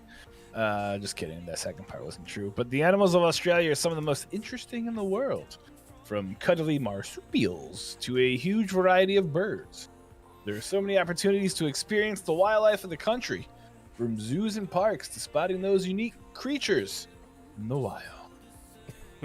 It's made of all champagne. Just kidding. The animals will kill you. 1-0. 2.5 kilometers of Uluru. Sounds great. Uluru.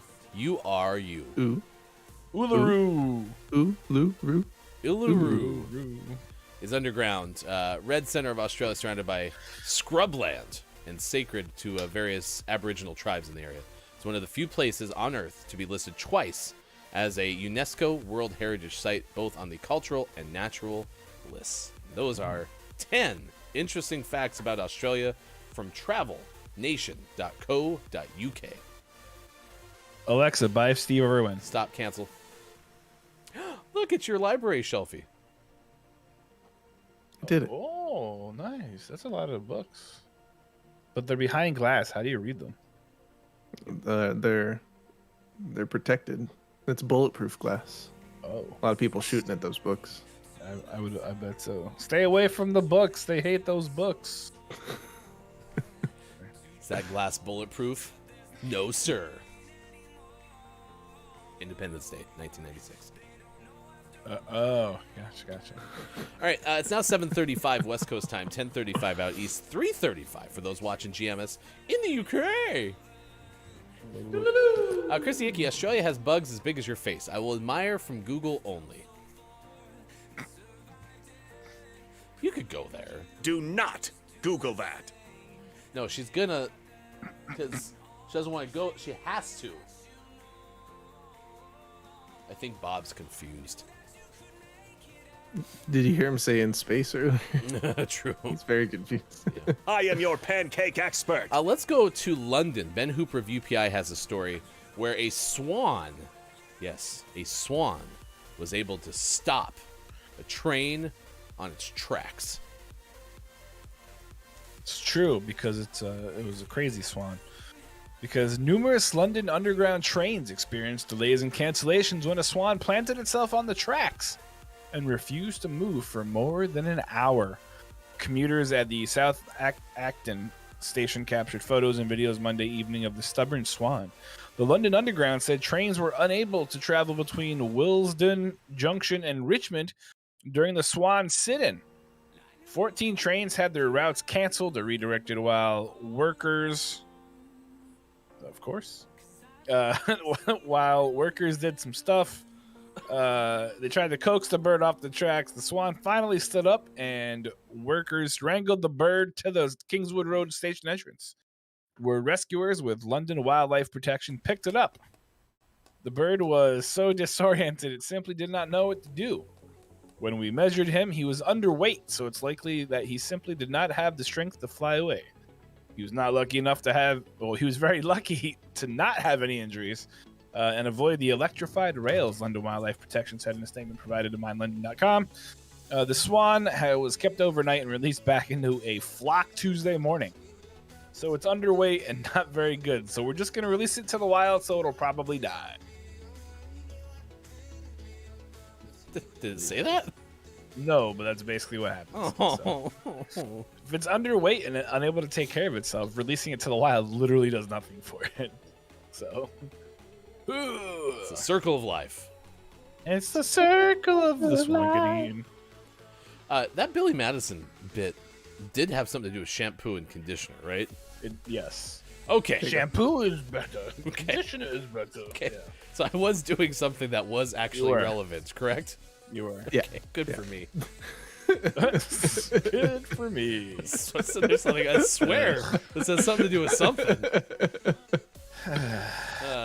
I am JF Down says, find music by the Rolling Stones. Alexa right now. I think she is going deaf. Do you need to get hearing checks on your Alexas? Alexi? Alexa. Alexis. I mean, I haven't had mine plugged in. I did plug it in one time 3 weeks ago. I might plug it in actually after the show because I just realized it could help me solve a problem. I recently changed where our music comes from. And so now when I'm in here and I just want to listen to music, I can't just make it happen because I unplug it every day. Now if I have that Alexa plugged in, sorry, the thing plugged in, the Echo Dot, then I can just tell it to play music. So we're finding solutions. Solution. To Mike's point, Chrissy brought up Croatia. And I'm just curious, Chrissy, what about us discussing Australia made you think of Croatia? I think the beaches. Yeah, we talked about a beach. Yeah. Beach. Speaking of which, check out Austin Attack on Twitch. Austin. Speaking of beaches, streams on lots of days, but we'll be streaming this Thursday because didn't stream yesterday. So check that. Quiet Time Gaming is telling me that Echo is also a wake word. Damn it. Okay. Fine. I don't know I don't know what's safe to say anymore. I don't even know at this point. When we're trying to describe the Alexa and she's nearby and can listen, we either call her Alex or her. And then all of a sudden, Joaquin Phoenix shows up. That was an obscure reference, wasn't it? A little bit. It's a good movie. I've seen her. It's a good movie. I haven't seen who. Exactly. Who's on third? First, 9. Good moron to you, Superphonic. Top of the moron. We are 10 minutes away from sports. And we are 15 minutes away from telling you the July 2021 name of the month as part of our GMS name of the month fulfillment appreciation giveaway.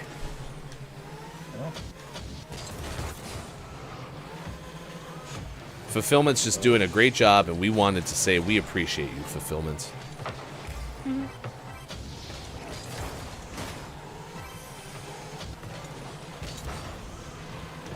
Have you told your Fulfillment that you appreciate them today?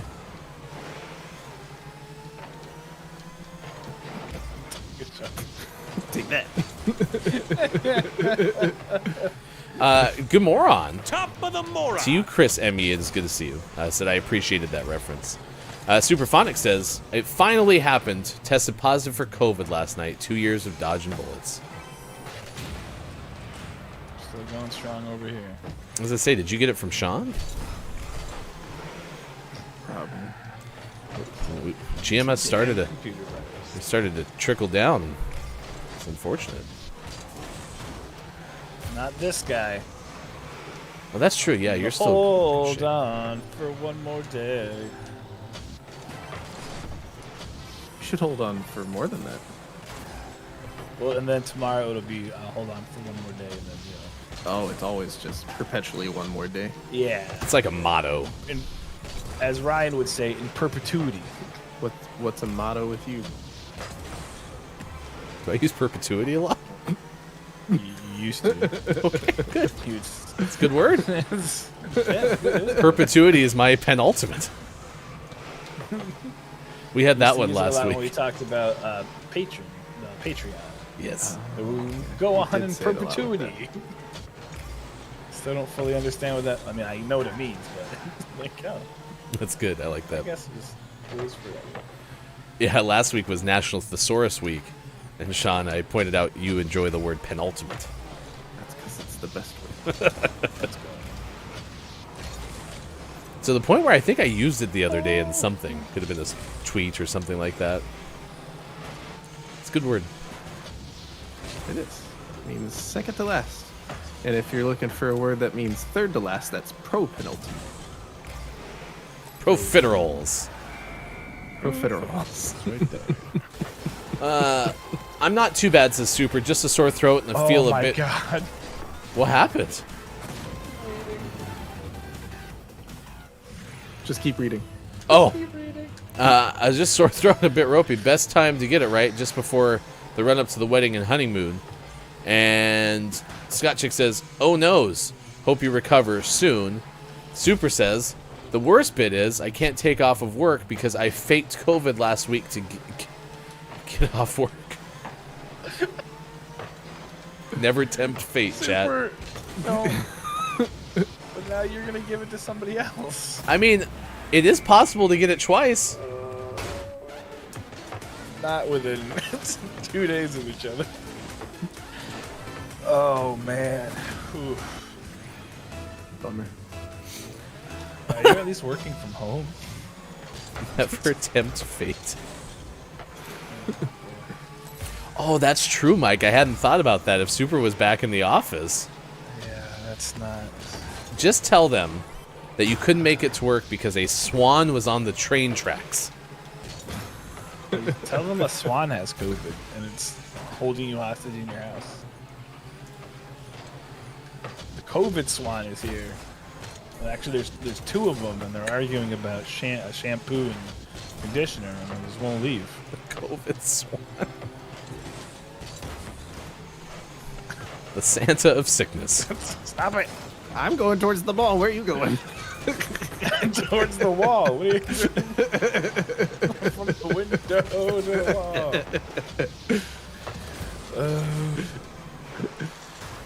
Yeah, at least I'm staying away from Kiki now, though, which she hates. Been ducking her all day. It's okay. You only have 10 days to have to do that, so don't worry. It's really super easy. Well, 5 if you listen to the American CDC.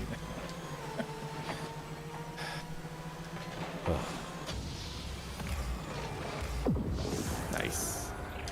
One of my wife's coworkers was saying last night. One of her good friends had COVID last week, and Bailey was like, "I just want COVID. I just want to be able to stay home for 10 days." Okay. Oh boy. Well, hopefully everyone's staying as safe as they can, because yeah, this thing is still dangerous. So let's not tempt fate, folks. In the words of Superphonic, never tempt fate, chat. Put it on his shirt. You remember last week when I said, it turned out that was the flu, and now I have it. I had a fake positive. There, try that. They happen. Couldn't get it. Let's try. I got What do a. you think he's saying right now? I got a faulty test from a place. The test that I got, which was out of a perpetuity, a thing with a place. There was a person in the windowless van of the sea selling COVID tests, and I bought one, and that's why I had it.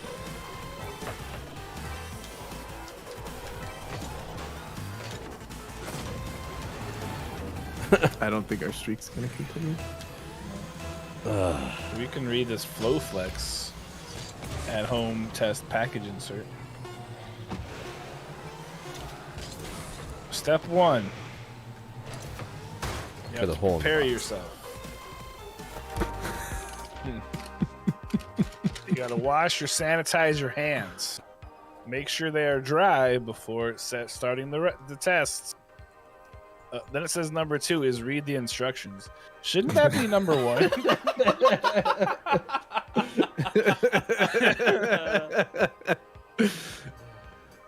Because now your hands are dirty because you touched the instructions. What the heck? Nowhere in the list of instructions should it ever say to read the instructions. Because it just doesn't. That's not how reading things works. Maybe at least, like, if you haven't already, please read these instructions. Oh man. Nice work. It's 7:48. 10:48 out east. 3:48 for those watching GMS in the UK. It turns out Kiki's not a fan of Superphonic ducking her tears Quack, quack. You can play more Duck Duck Goose now, though, so there's that. Kate Zaid said, or you have the flu or strep or Ebola. Yeah, I think Ebola would be a little, like, I would go strep. If you have a sore throat, go strep. Yeah. Or you just say you have post-COVID pneumonia, which is the thing. I mean, listen, he's a doctor. Do you need a note? Here, I can mail you these instructions, and you can just give this to them.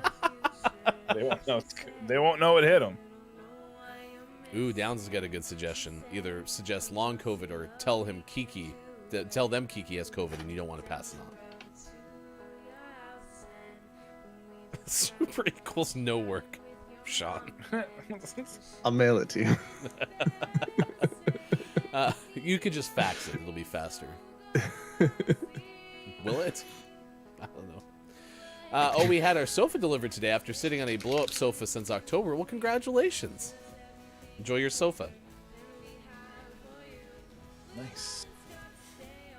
Could you imagine ordering furniture and not getting it for months at a time? Alexa, order a sofa. Cancel, stop, turn off. Disable. Good morning to you, Wolfgang Puck. My phone.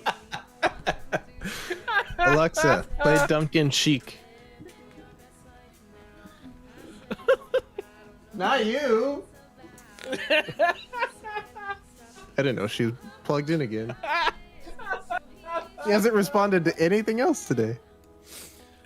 Oh my gosh. All right, let's try that again. Take two, please. Top of the Mora. Hi there, Woo Dang Pig. Was I going Wolfgang Puck? I think you were. Well, hi. In the 90s, a blow-up sofa was considered cool.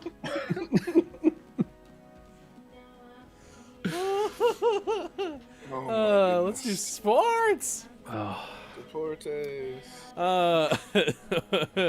Oh, if I get it now, it's definitely Super's fault, says Kiki. Let's not play the blame game, says Superfuck. Let's not play the blame game. I mean, you have to kind of with COVID, though. Isn't that the whole point of contact tracing? All right, let's see. Anyone have any sports that they want to share today? Your Major League Baseball Hall of Fame voted yesterday. And the only person that got in was David Ortiz. Huh. Yeah. Barry Bonds and Roger Clemens both missed the vote again, as did Kurt Schilling. This is their last year on the ballot. Sammy Sosa also did not get in. It was his last year on the ballot as well. For those baseball fans, you know, these are the folks that are best known for doing the roids, which is funny because David Ortiz also did the roids, but he smiles, so it's okay. And Kurt Schilling's just a major wiener. So 6 men were voted in by the Golden Days and early baseball era committees back in December. Jim Cott, Tony Oliva, and the late Bud Fowler, Gil Hodges, Minnie Minoso, and Buck O'Neill. They'll all be honored by July 24th on 2022 in Cooperstown, New York. Back to you, gamer.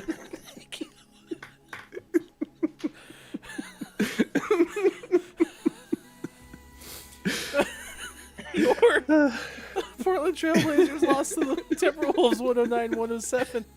Your Seattle Kraken a 4-2 loss at home to Nashville. But your Los Angeles Lakers beat a Kevin Durant-less Brooklyn Nets 106-96. So, there you go. That's your sports. Sports. Woo Dang Pig says, I remember saving points of some kind to order a blow-up chair back when you bought things and cut the points off to save for ordering things. Wow. Superphonic says, I remember that too, Woo. It was Baby Bells. Y'all have them over there? Like the cheese? Yeah. The little tiny little cheese things. They come in wax. All I can tell you is the first thing that came to mind is we had a whole bunch of stuff because my parents were smokers and they had that on Marlboro packs. So I had a Marlboro travel bag to take my gear with me when I was a 12-year-old. Nice. So it's a nice bag. Not gonna lie. So yeah, it wasn't cheese for me, but it was cigarettes. Good moron. Top of the moron. To you, Brendan. Morning, gamers. Super funny. They're like a round of slabs of creamy cheese that mums put in lunchboxes. Edam cheese, apparently. Which, of course, made backwards. Oh, I get it. Edam cheese, made cheese. Breaking news. This is coming our way courtesy of Aura.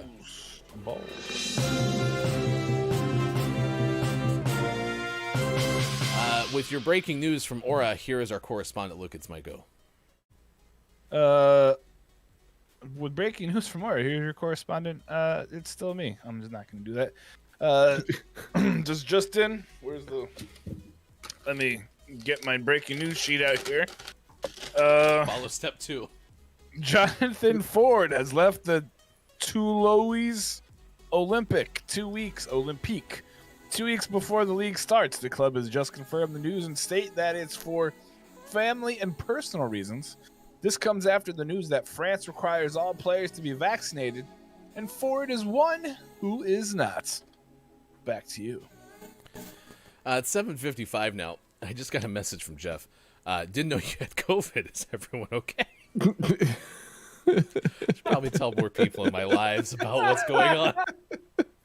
Thank you for being a Patreon subscriber, Jeff. Oh my gosh. Oh my god. If you would like to be a Patreon subscriber and find out faster than my closest friends and family that I have COVID, go to our Patreon page, patreon.com/gamingmorningshow. Do I add that as an official tier to the subscriber and above? No things before my friends and family? Well, so we have an amazing opportunity here. Tell your family they should just start watching the show more, and they'll be able to get the Ryan news every single day. Try to tell them for years. Yep. So now they have a reason. We promised we have a giveaway going on right now on our Twitter at WatchGMS. It's our Fulfillment Appreciation GMS Name of the Month giveaway, and it started yesterday, goes through the 2nd of February. On the 3rd, we will announce the winners of over $60 in a backlog of GMS Name of the Month games. Some of these are pretty cool games, and today we are going to announce our GMS Name of the Month for the incredibly and super recent July 2021. I believe we're prepared for this too. Drum roll, please.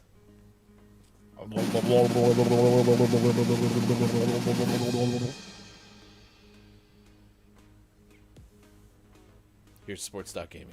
I was gonna say who's saying that. July's name of the month goes to the one, the only clone drone in the danger zone. Wah, wah, wah, wah. Woo! Listen to all those cheers erupting.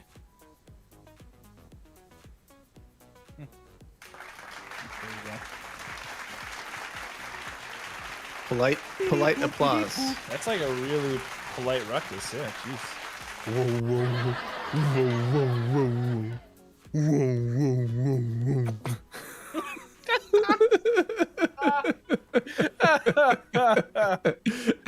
Oh gosh. We did it. So yes, clone zone in the danger zone. Clone drone in the danger zone. That is our July name of the month winner. So that is one of the, I think it's about 5 games. I'll have to check with fulfillment that we have to give away because we had July, August, September, October, November. Yes, we have 5 games to give away in our package deal. Plus, we'll announce our December name of the month, and we'll be able to do that and give that away coming up in the last week. Nope, it's going to be the first week of February, but we're right back on pace. Everything's going according to plan. So, Wink. We did it. Brendan goes, we have a real drum roll now. I liked it when Bob did it. It's pretty good. Brendan, well, guess we need a cheering noise now. I like that one. At least you didn't play the one where Pickle yells at me.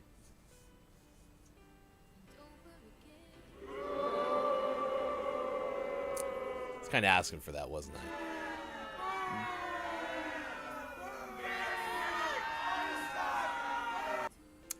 Thanks, Pickle. Pickle in the background there. You suck. Next hour, we'll play community games. It's been a while. How do you feel about Don't Let the Person Floating from the Balloons Fall in the Monster's Mouth? Google feud. Bob says Google feud. Mike, you want to break the tie? No. Okay. Good talk. Chris M.E. says, thanks for watching, Jeff. Yes, thank you, Jeff, for watching and finding out about my life. We appreciate it. Brendan, giving away the December game in February is on pace. Yeah, probably. It's a pace. That's true. All right, we'll be back. Also, Gaming Morning Show, Morning Gaming Renews, clip of the day, takeaways that were pretty okay, all next hour. Please subscribe to our YouTube, youtube.com/Gaming Morning Show. We should have our interviews with Julia and Project Ruby from yesterday up there sometime today. That is Sean. That is Mike. I am Hefty Goof. We'll be back more on this Wednesday edition, January 26, 2022, Gaming Morning Show.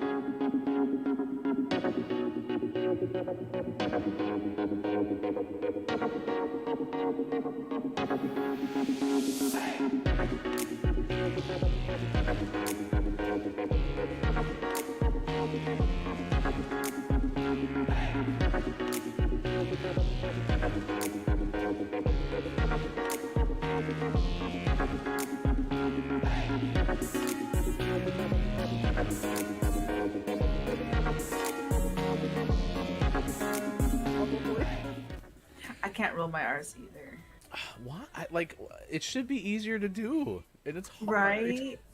I had a 6-year-old Russian girl work with me every single night for a week and a half, tried to teach me how to roll my R's, and I just couldn't do it.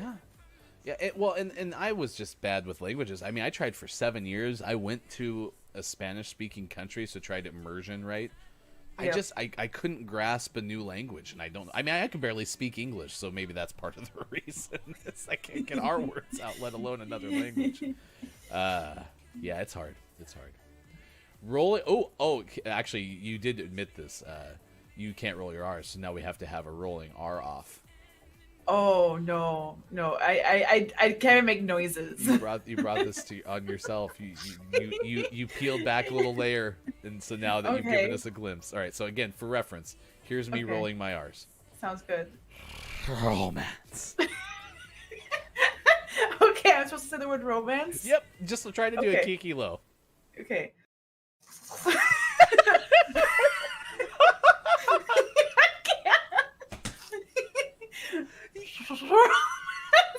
actually trying. I can't do it. Mike's weak. Mike has no clue what's happening right now.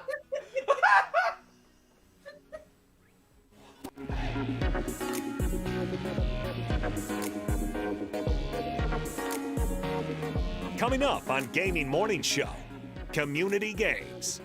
Don't let the person hanging from the balloons fall into the monster's mouth. And GMS, Morning Gaming Renews. Get ready for your takeaways that were pretty okay.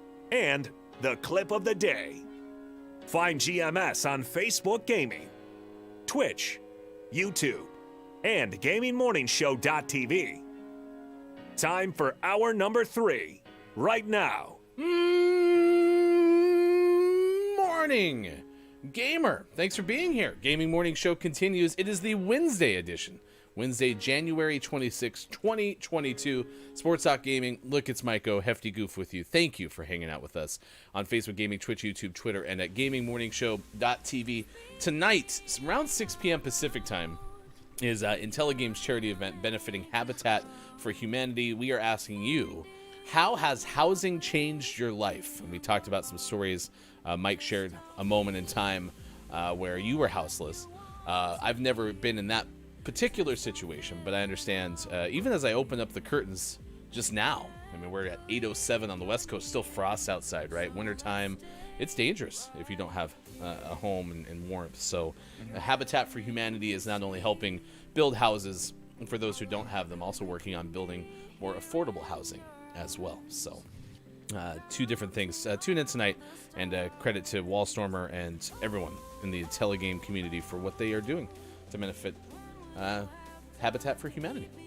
Good morning, Sean. Top of the moron to you. How's Bear doing? He's good. He says it's quite warm outside. But he has a lot of fur. Yeah. Totally different. Yeah, he's got a lot of fur. Fur. Good morning, Mike. Hey, it's greetings from balmy Indiana. What are we up to? Temperatures, so we're up to 5. Wow. With a wind chill of -4. That's fun. It's fun. Small numbers. So good.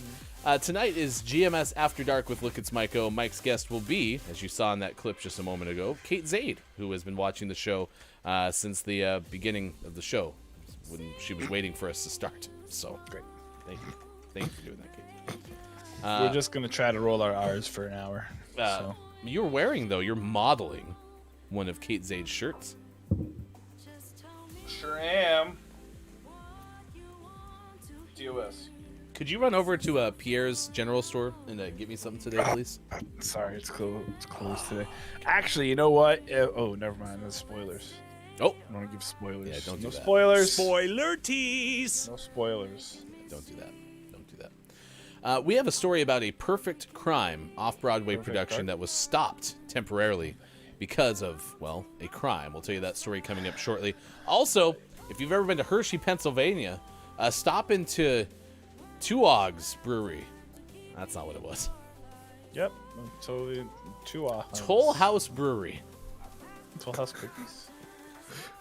They make cookies out of, or beer out of Toll House chocolate chips. Anyway, there's a nice brewery in Hershey, Pennsylvania. Yeah, so would I. Absolutely. Nice. Absolutely. Chocolate stout. So we'll tell you that story coming up. It's Australia Day, National Peanut Brittle Day, National Spouses Day, National Green Juice Day, Library Shelfie Day, and it is Lotus 123 Day as well. Ding. Morning to the Final Hour crew. The Final Hour crew is here. K-Laugh is hanging out with us. Hey, it's Brendan _TTV, ambassador to the Final Hour crew. Quiet Eye Gaming, Kate Zaid, Earthling Gaming, Dungeon Meowster KJ is with us as well. Scott Chick, thank you for hanging with us. Aura, thank you for the host, as you usually do on Twitch. Appreciate that. I am JF Downs. Chrissy Icky has been here throughout the course of the morning. Kiki Low, Woo Dang Pig is here as well. Puck. I was trying to call you Wolfgang Puck for some reason. And Super Fovid is here as well, so it's good to see you. Super Fovid. It's because he faked it. I hope you get better, and I hope you have no serious symptoms. Super fun. Please. So far we've learned that my whole family, in a roundabout way, found out about the COVID that's going through our household, and then Jeff found out by watching the show. So that's great. Yeah, makes sense. Call your family. All right. Arturo is here. It's good to see you, Arturo, member of the FHC. Hello, FHC. Hey. Meow. Look at that pink bow tie. It's very vivid on your camera. It's more it's like, dull's not the right word. It's like muted in real life. It's a very nice, very handsome bow tie. Oh, ow, he's grabbing me. Oh, he has part of my shirt. Oh, did he snag it? He snagged it. What a... Oh. And then the shark and then he ran away. Yeah, tail shark just went right by. It's like, later. Attack! Yeah, pastel. It's pastelly. Pastelli? And, oh, I love those. Have those some meatballs. Sports Talk Gaming is talking to Brendan about beer with cookies in it. What? Who said that? Get out. Sorry, there's something. We've settled on Guinness brownies is what we're gonna try. Guinness brownies.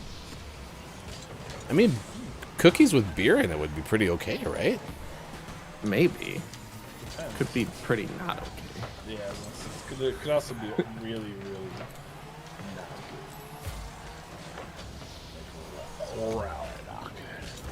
good. Scott Chick says, "Oh my gosh, Arturo, you are looking dapper in your bow tie." He's a good-looking cat. He's quite handsome.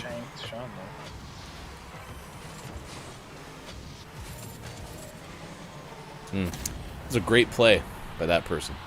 Watched it. Yeah. Hey, it's Brendan _TTV says, depends on the beer. I wouldn't try, like, Steel Reserve cookies. I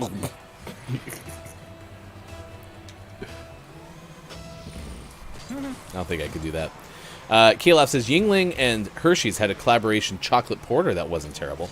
And that's what I'm thinking, like a nice porter cookie, because we've had beer shakes before, and those are amazing. I missed. I had a clear shot. It's like... so clear. Dang it, Chuck.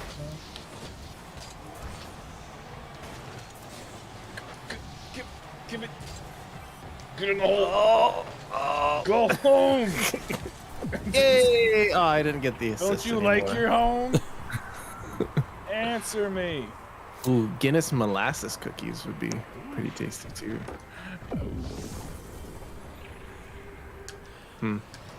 Chris Amigos, I just don't want cookie crumbs in my beer. I mean, the nice thing is by the time you drank it, probably be pretty much liquid, so Smushy though. maybe give it like a nice shake or swirl before. Shake that cookie. Shake that Ooh, cookie. nice shot. Shake, shake, shake, ba-doop, ba-doop, boo. Shake, shake, shake. Shake that cookie. That's an assist. That cookie. Chrissy, That's why I waited for it to come off. so you could get the assist, or he could get the assist. Yeah. Team I'm player. in the 50s. I need about 57, I think. Chrissy Icky says, would you be able to test the cookies with having the plague and all? Taste the cookies is what Chrissy meant to say. Taste the cookies. I mean, so far, of all the people in your household, Sean, no one's lost taste, right? My wife has a little bit in this like lingering illness that she has. She's starting to lose a little bit of her taste, but she just feels really crummy right now. So it's hard to say. So she's having like a second wave. Yeah, it's her cough just is getting worse instead of better. Interesting. Just like Superphonics, which is why he can't work even though he had COVID last week. Exactly. It's continuing because it's COVID-monia. What? Post-COVID pneumonia. Gotcha. Yes, of course. Covidania. Those for never mind. It is now 8:16. We're a little early because we crushed in that game. Yeah, Correct. We all scored, and they're like, forget it. I'm out. So we won 4 out of 5 today. Yup. Streak of 1 though. Well, if you think Stop about saying it. the S word. Nope. There's Well, no thinking. That's not how streaks work. Nope. If I could appeal to you and suggest that we've won 5 in a row, what would you think? Nope. Chris M. says, I just don't want cookie crumbs in my beer, as I mentioned. And Brendan goes, it's a little snack for the end. Kind of gross. Pass. Scott Chick says, I need a wake-up alarm tone, please. And thank you, Mike. I'm not gonna lie. I'm not really sure what I did. Yeah, Bob says it too. Thanks a lot, Mike. Great. Mike's never really sure. Brendan goes, our streak is back up to 1. That's true. That's true. It's a good streak. So, Hello, FHC. Gonzo Gump is here this morning. We are asking you how housing has changed your life because there is a charity stream coming up tonight at Intelligame's Twitch channel. So be sure to check that out around 6 o'clock tonight. Ben Hooper of UPI is telling us, Mike, about an off-Broadway production. Okay, it's aptly named, but ironic at the same time. Don't you think? It is pretty ironic because an off-Broadway play appropriately titled Perfect Crime had to cancel some performances due to a real crime. Someone stole the copper pipes from a theater's basement. Catherine Russell, general manager of the Theater Center on West 50th Street in New York City and lead actress in Perfect Crime, said she discovered something was amiss when the water and heat weren't working on Friday. Russell said she went into the building's basement. I turned the water on and I realized water was spraying everywhere because there were no pipes to fill the water, Russell told WLNY-TV. I discovered that thieves had taken all the copper pipes. Russell found a door in the basement had been shattered and there were bullet casings on the floor. What? She said security cameras captured another attempted break-in on Sunday. Boy, that was one angry man, Russell told WABC-TV. He was kicking with these big boots. Kicking the glass door. Pretty violent.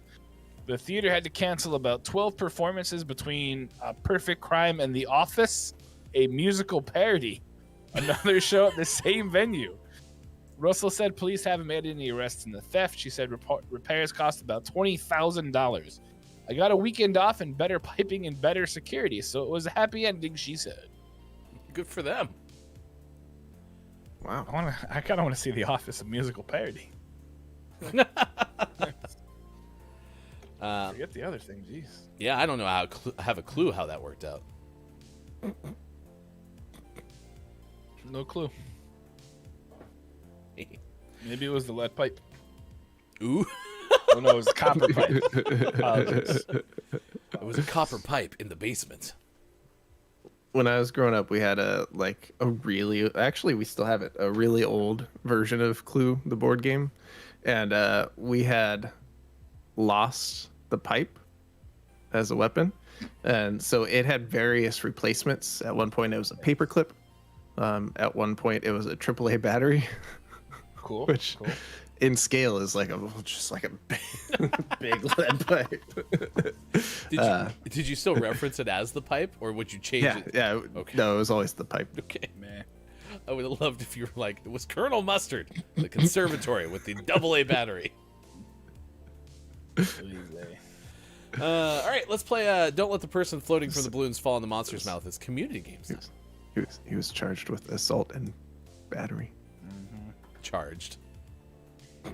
That's good. Hello, FHC. Copia's here. Good morning on to you, Copia. I think you mean beer skits.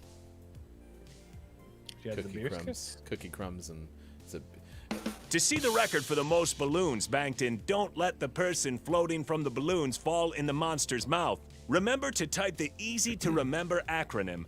DLTPFFTBFITMMREC. There you go. That's all you have to do. Now, that is the official record. We have shifted into medium mode. Medium mode. And we have 9 banked balloons in medium mode.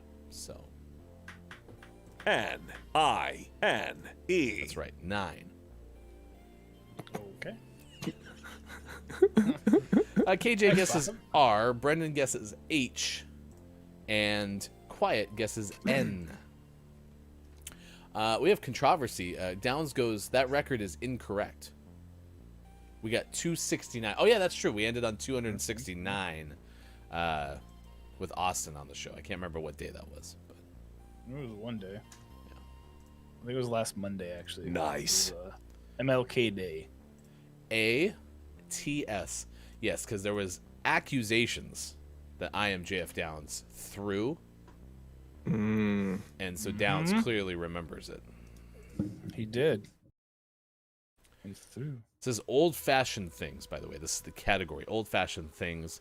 Guests are guessing. My wife. Hosts can guess if you would like.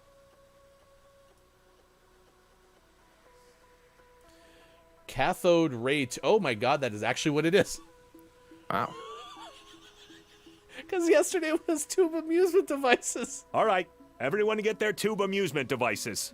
And that's actually what it is. Nice. I was just. Wouldn't it have been great if it was on cathode ray tube day? Right? A couple weeks ago. No, it was yesterday, wasn't it?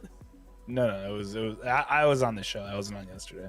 Oh, but wasn't the tube amusement devices like Monday? Oh yeah. No, but it was just so that thing, right, is for the TV, and in like the very beginning of January, it had it was one of the days of the day. Downs goes, it's gonna be Shaq next. Shaq Planet. All right, holy cow! Phrases. Get ready for this. Y'all ready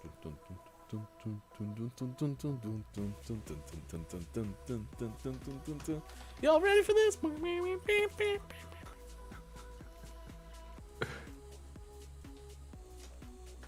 It's a lot of little words. Are you updating the record as we go? Now we have an overall record, a hard record, and a medium record. Nice. Just like eggs. Now we just need extra medium.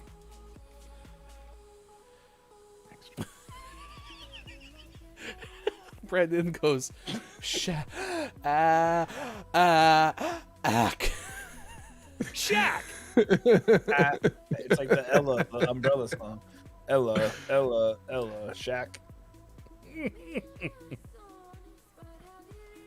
How did we get cathode ray tube? That's a great question. We couldn't get lipsticks, but we could get. Quiet guesses you are what you eat. Well, look at that. The cathode ray tube? Mmm, delicious. Have you ever had cathode ray tube? You shouldn't eat cathode ray tube. Analist Morissette. Okay. I think Bob just got your. Isn't that erotic? Are you on delay? He gave me a gesture I can't describe. Well, I can describe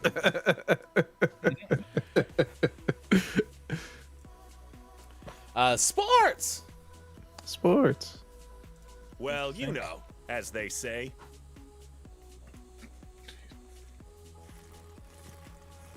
Is Bob okay? I don't know. I'll check on him after the show. I'm sure it's fine. Did you try turning Bob off and back on? Blow on him. Google Assistant, please turn off Bob and reboot Bob. Plenty of air in here. No need to worry. Sounds good. Thank you. T.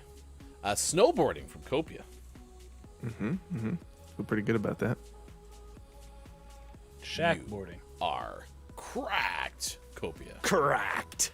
Oh, wow. Weird. We had so much time left. So we're up to 21 banked balloons and we're to 1 vowel words. Uh-oh. It's a good run, y'all. Crap. Go ahead, Downs. Just do it. Yep, there it is. Yep. It's not you.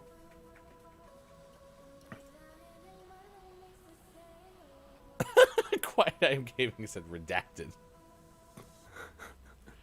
Backpacks is a pretty solid guess for any 1 vowel word.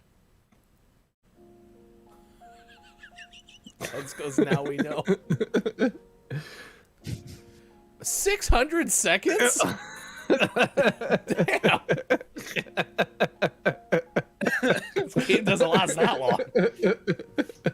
Sorry, Downs. There's nothing I can do about it. You can watch. Can you untime out someone? Yeah, you can. After this is over. Downs, go to YouTube. Oh, come on. R from Kate Z. Chris, why did you time out Downs? Jeez, Chris. It's terrible. I don't know who suggested that it was Chris, but definitely was Chris, wasn't it?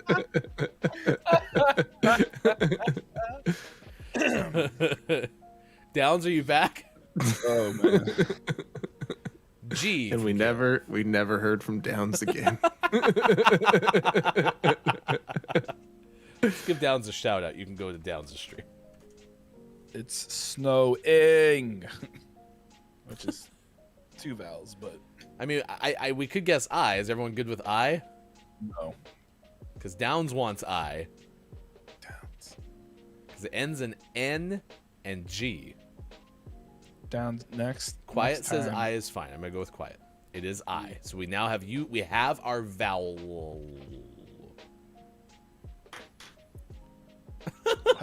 Brendan goes. We all get banned in Downs' channel simultaneously.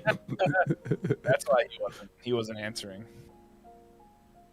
Sean, It's not Yeah. sniffling. what's the A and the O for? I'm guessing letters. It might be those letters. Ooh, sniffling. Sniffling. We solved it. We got through 1 vowel words, chat. Look at that. I'm gonna retire the game. You are one of life's winners. All right, last one. Famous people. It's definitely Shaq. Shaq O'Neal. Famous people.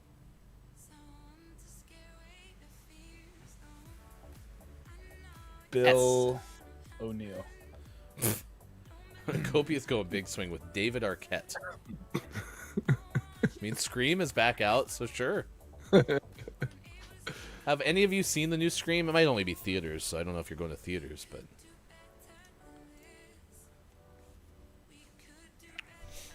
I wanted to, and then COVID started up again. Isn't Indiana is like, nope, COVID's gone. Isn't Scream, like, it's trying to almost do a full reboot, or did they just use the same... No, because Nev Campbell's in it, so they're just using the same name They have the same for a sequel? Yeah. Does it cancel out like prior Scream sequels? Like they're trying to do better than Scream 3, for instance? I don't know. Just throwing one out there. Oh man, you're doing great, chat. SHAQ. Question mark. Brenda goes, it's very Scream of them to make a commentary on the Hollywood sequel machine. True. It's true. S from Copia. Was famous people? Yes, famous people. Green bean. I mean, could it be Queen? Queen Victoria. Mike O is or Queen Latifah, I guess. That works. Cracked. Nice work, Mike O. Nice. We finished from 9 balloons to 28. 9 balloons to 28. That's not a bad round. So, got some breaking sports news. Here we go.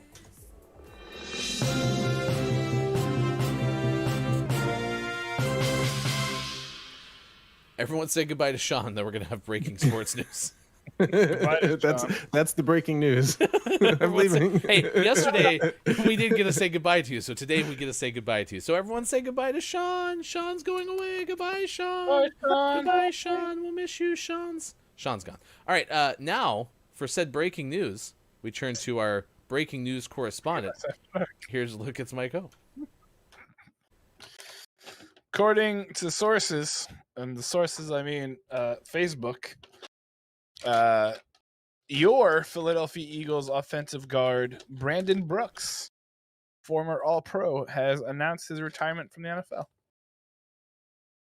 Huge mental health advocate. Took a whole season off because he was having some major anxiety and depression issues.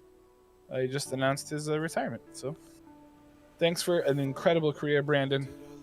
And hopefully you get some much needed time off. So here's to you, Brandon Brooks. Congratulations, retirement. I hope it goes well. And Brendan goes, no, your Philadelphia Eagles card, Brendan Brooks. That's fair. So, all right. Thanks for hanging out with us. This is Gaming Morning Show.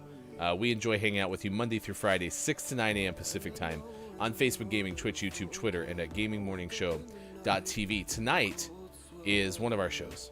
It is GMS After Dark with Look It's Mike O. We like when Mike is on the air, and Mike is going to have a very special guest tonight. What can we expect at 4:45 p.m. Pacific time? I'm going to guess a bunch of craziness. Tonight, we're going to welcome our good friend, Kate Zaid, who's going to come on, and we're going to talk a little bit about her cosplay and creativity, and then we're going to do something that involves Stardew. But I'm not going to tell her what it is until she's on the show. It's a surprise. It's a surprise. It'll be a lot of fun. It starts at 4:45 p.m. Pacific time. And then, of course, be sure to go to our Twitter for the Name of the Month giveaway. That is happening right now. The Fulfillment Appreciation GMS Name of the Month giveaway. Earlier, we told you about Clone...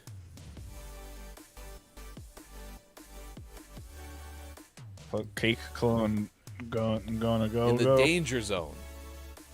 Yep, that one. That's my favorite. Clone drone in the danger zone. That's what I said. Name of the month for July 2021. Clone drone. Thank you, Caleb. Clone drone in the danger zone. So there you go. Be sure to go there. All you have to do is follow at WatchGMS. If you're already doing that, you've taken care of that. Like the tweet, and then be sure to share your favorite game using hashtag GMS giveaway and at WatchGMS. We appreciate everybody trying to win over $60 in former GMS Name of the Morning / Name of the Month winners. Axe is here. Hello to you, Axe. Thanks for being here with the FHC. Hello, FHC. So is Pickle Feet. Pickle Feet said hello. Pickle Feet? Sneakily. So sneakily. Said bye, Sean. KJ says, yay, can't wait to watch. That's tonight at 4:45 p.m. Pacific time. Brendan says we're going to make Kate do a Doja run. What? Doja run? Did I say Doja? Yeah. Oh. Doja? So we're going to make Kate do a Doja Cat run. Oh. Oh, a Joja. What? I don't know if that has anything to do with Stardew Valley. It might be a musical thing. But you could do a Joja run. Yeah, Joja Broja. Foja. Schmoja. Now, Joja is the supermarket, correct? Correct. And It's they the are evil empire, if you will. Yeah, it's a corporate conglomerate. So Stardew has all the makings of what you would need for like a Hallmark movie, right? Sure, yeah. You got the big corporate conglomerate that shows up and tries to take over. And then I think Sure. a whole bunch of people fall in love. So Yeah. Yeah, there's why not, right? some artisanal tasks being done. So A Joja Doja. What? Brendan Yeah, goes a Joja Dojo run by Doja Cat. Oh, gotcha. I thought Dog's Cat was more. To quote Kate Zaid, Stardew Valley sucks all the time. Not true, or not untrue. Will it suck all the time tonight? Probably. Find out in GMS After Dark. All right, Mike, if you'd be so kind, let's take us over to a Hershey, Pennsylvania hockey game. Have you seen a hockey game in Hershey, Pennsylvania? I have not. Seems like it could be fun. You get chocolate when you go to Hershey, Pennsylvania. You also can get beer, but these particular fans have waited a long time to give something else. A long time. Our good friend, who wasn't actually good, COVID, prevented some things from happening in the last few years. But Hershey, the American Hockey League affiliate, or AHL, of the NHL's Washington Capitals hosted its annual Teddy Bear Toss game on Saturday night. The well-equipped fans entered the giant center with garbage bags containing the plush animals and eagerly waited. The highly anticipated promotion is when fans throw and donate stuffed animals onto the ice following Hershey's first goal. Bears forward Axel Johnson Fjalby opened the scoring and the floodgates in the first period. Thousands of stuffed animals sailed over the glass and blanketed the ice to commemorate the spectacle. Sweet, cuddly mayhem, Bears broadcast announcer Zach Fish said.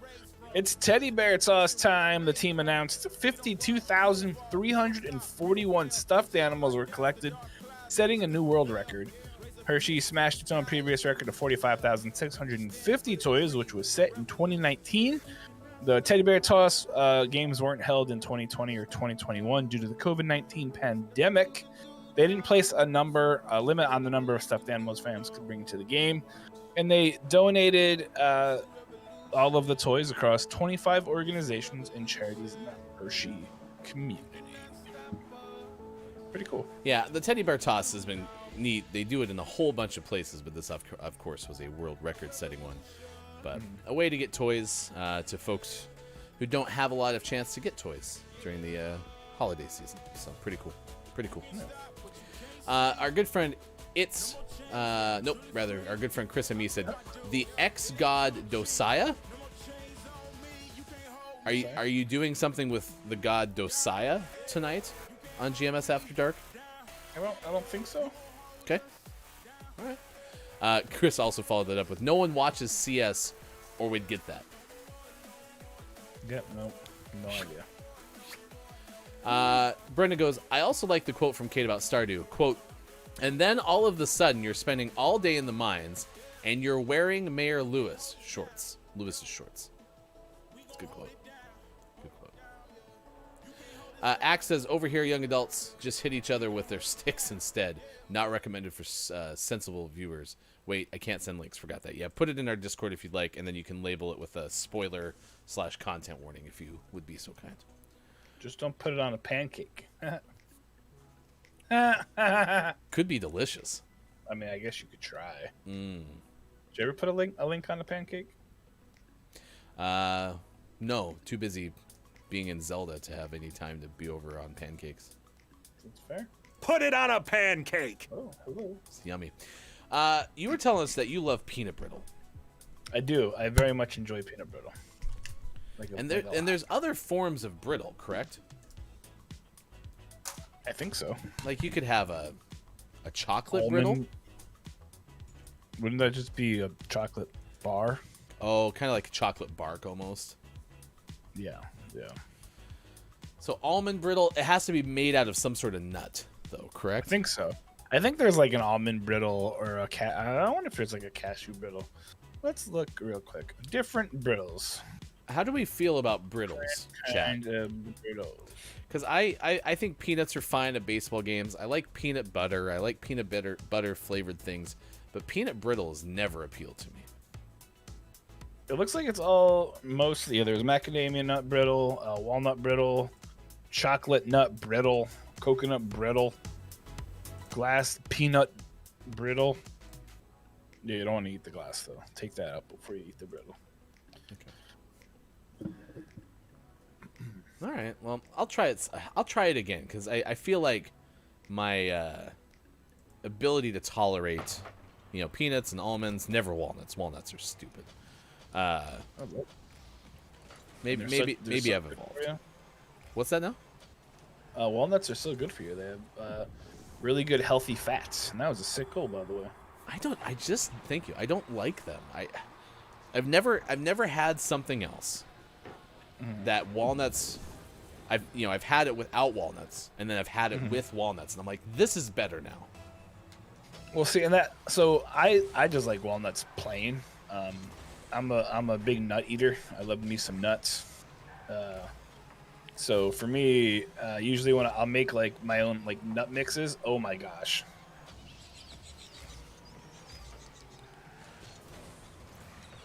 Sucks. Don't give up. We learned it from Fall Guys. Don't give up. But yeah, so like I'll usually put walnuts, smoked almonds, peanuts, some cashews, and maybe something else in my mix. Okay. And I'll eat those. Yeah, cashews kind of have a buttery flavor, right? Yeah. They're very good. It's also, if you're a vegan or a vegetarian, you can use that in a lot of different things. Like I've made nacho cheese before out of cashews because it is so buttery and kind of oily. So I mean, there's a lot you could do with it. They're pretty good. Yeah, I would give cashews another run. I don't think I gave cashews a fair shake, but walnuts just big hard pass. All right, here's kind of some of the results. K-Laugh likes brittle, but it's K-Laugh, so we have to kind of give it a half credit. I guess I have to stop eating brittle now. Brendan goes, brittles get stuck in your teeth. Copia says it's bird food. Pickle replies, maybe your teeth are getting stuck in brittle. Perspective. Wait, brittle is bird food or walnuts are bird food? I hope it's brittle. I don't feel like giving birds brittle would be a good choice, though. That's not as bad as rice. Yes, that's fair. Even though I think, playing the it's not as bad as game is never a good solution. That's fair. That's fair. Made famous by the American political system. Posted on Discord. Thank you, Axe. Chrissy, I love hazelnuts and macadamia nuts. Yes, macadamia nuts are pretty okay. Especially when they're smothered in chocolate. Grapple. Oh, God, Brandon. Why'd you do that, Brendan? I don't like you, Brendan. Oh, my gosh. Not a chance brittle? I'm eating Scrapple. It deserves a Brandon. Man. Would you eat Scrapple brittle, K-Laugh? No, Yeah, he would eat anything. Yeah, exactly. Would try. Scrapple is terrible. I want K-Lab to get a cooking show stat. Everything's made of Scrapple. Or Scrapple smoothie, Scrapple butter and cheese. Like maybe KJ gets a cooking show, but K-Lab is the taste tester. Pistachios are really good too. They're so darn expensive though. Brenda goes, I'm a pistachio, pecan, and almond kind of person. The only problem with pistachios is they cost $1 bazillion. Well, I'm fine with that because I'm able to right now do that. But when you start peeling them for so long, you eventually get your fingers start to hurt. Oh, weird. I use my teeth to open them. I put them in my mouth and kind of bite down, and then kind of just take the nut out and spit out the shell. Kind of like sunflower seeds. Wow, I'm impressed. Oh. I didn't realize not everyone ate it like that. Chat, how do you eat pistachios? Let's see. Pistachio best nut, says Pickle Feets. Hands down, fight me. And then KJ is suggesting K-Laf will judge KJ's cooking. Whew. Yeah, that was disastrous. I almost ruined your save. Copia goes, I could eat pistachios until I become one. I'll open you with You are all picky eater babies. That's because we don't eat animal leftovers. I like how you made it sound like you were coming up with a 5th grade insult. Oh yeah?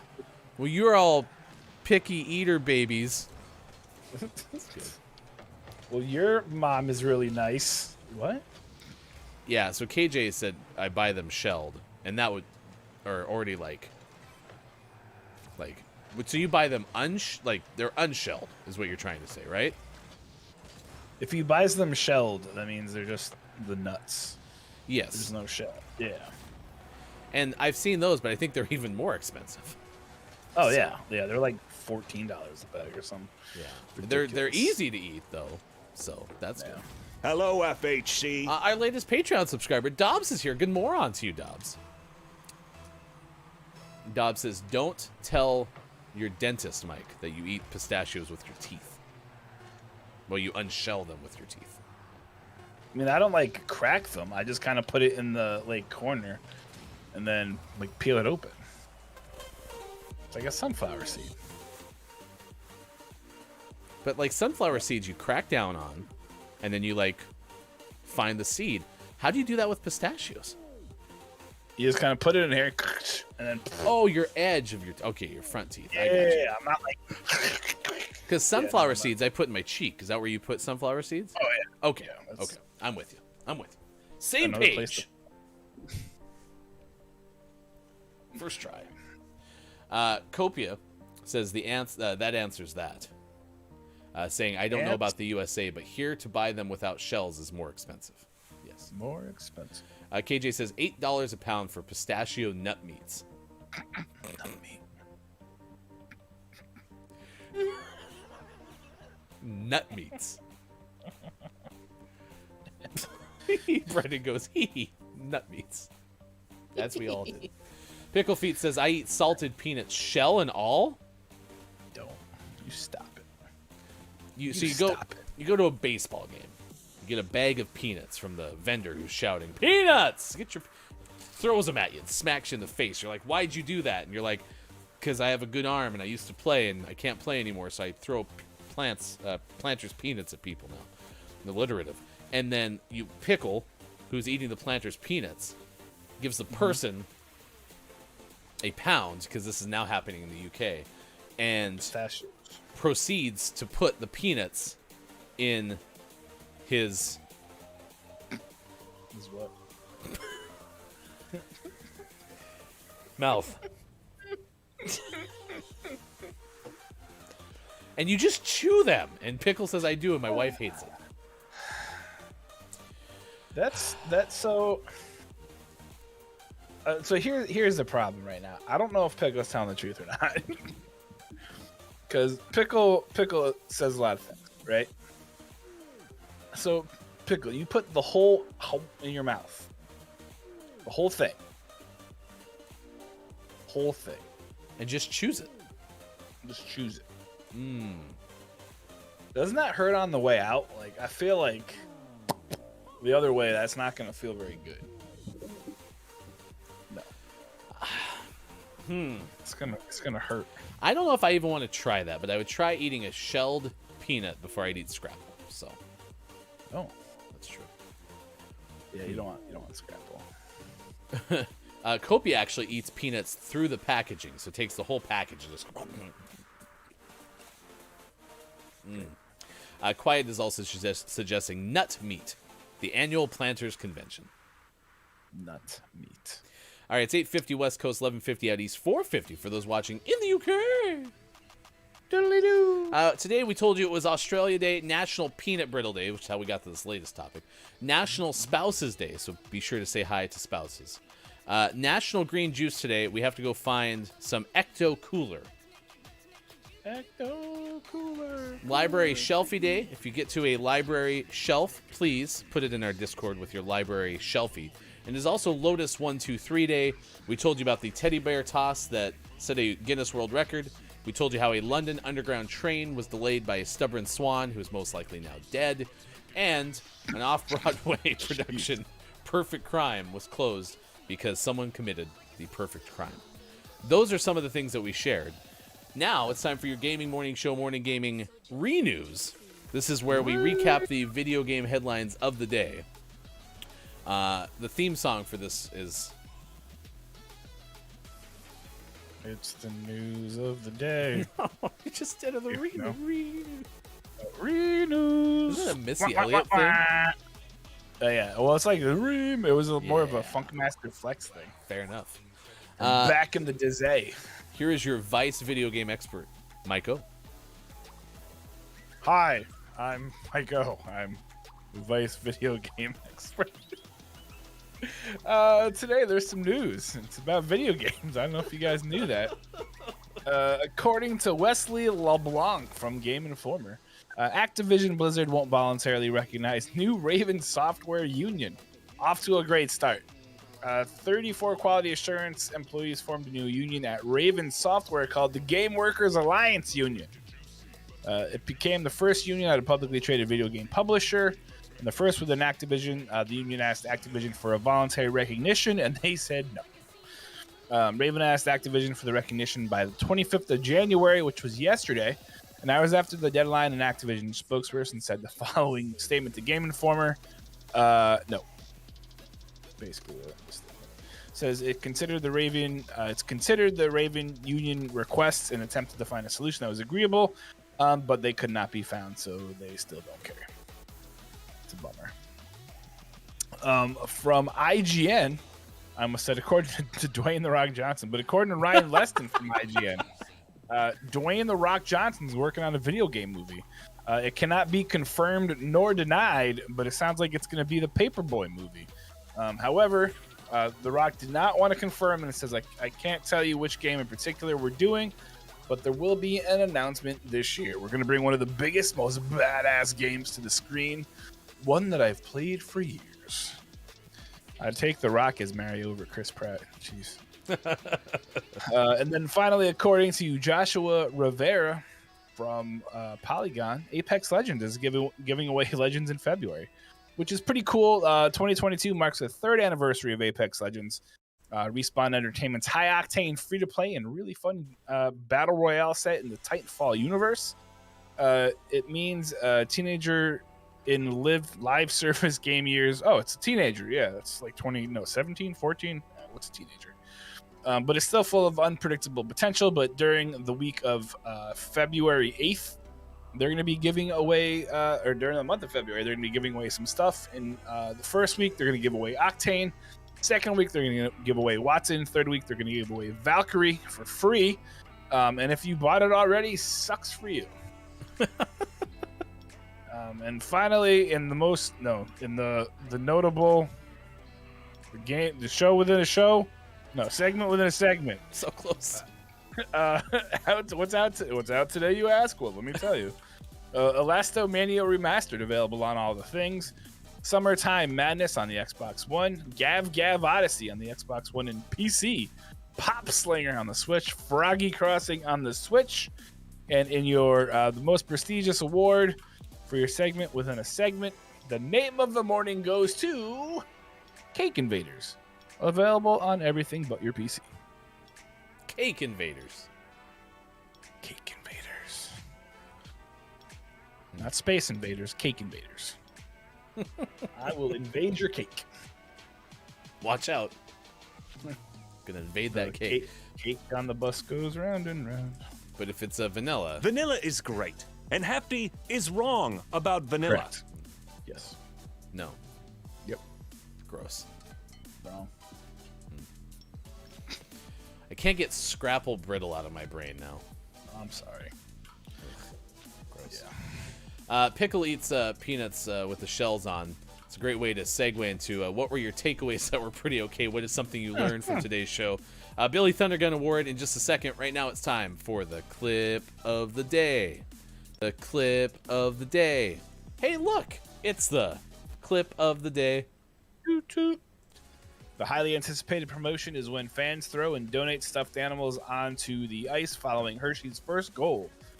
Bears forward Axel Johnson Jalby opened the scoring and the floodgates in the first period. Thousands of animals, stuffed animals, sailed over the glass and blanketed the ice to commemorate the spectacle. Sweet cuddly mayhem, Bears broadcast announcer Zach Fish said. It's teddy bear toss time, the team announced.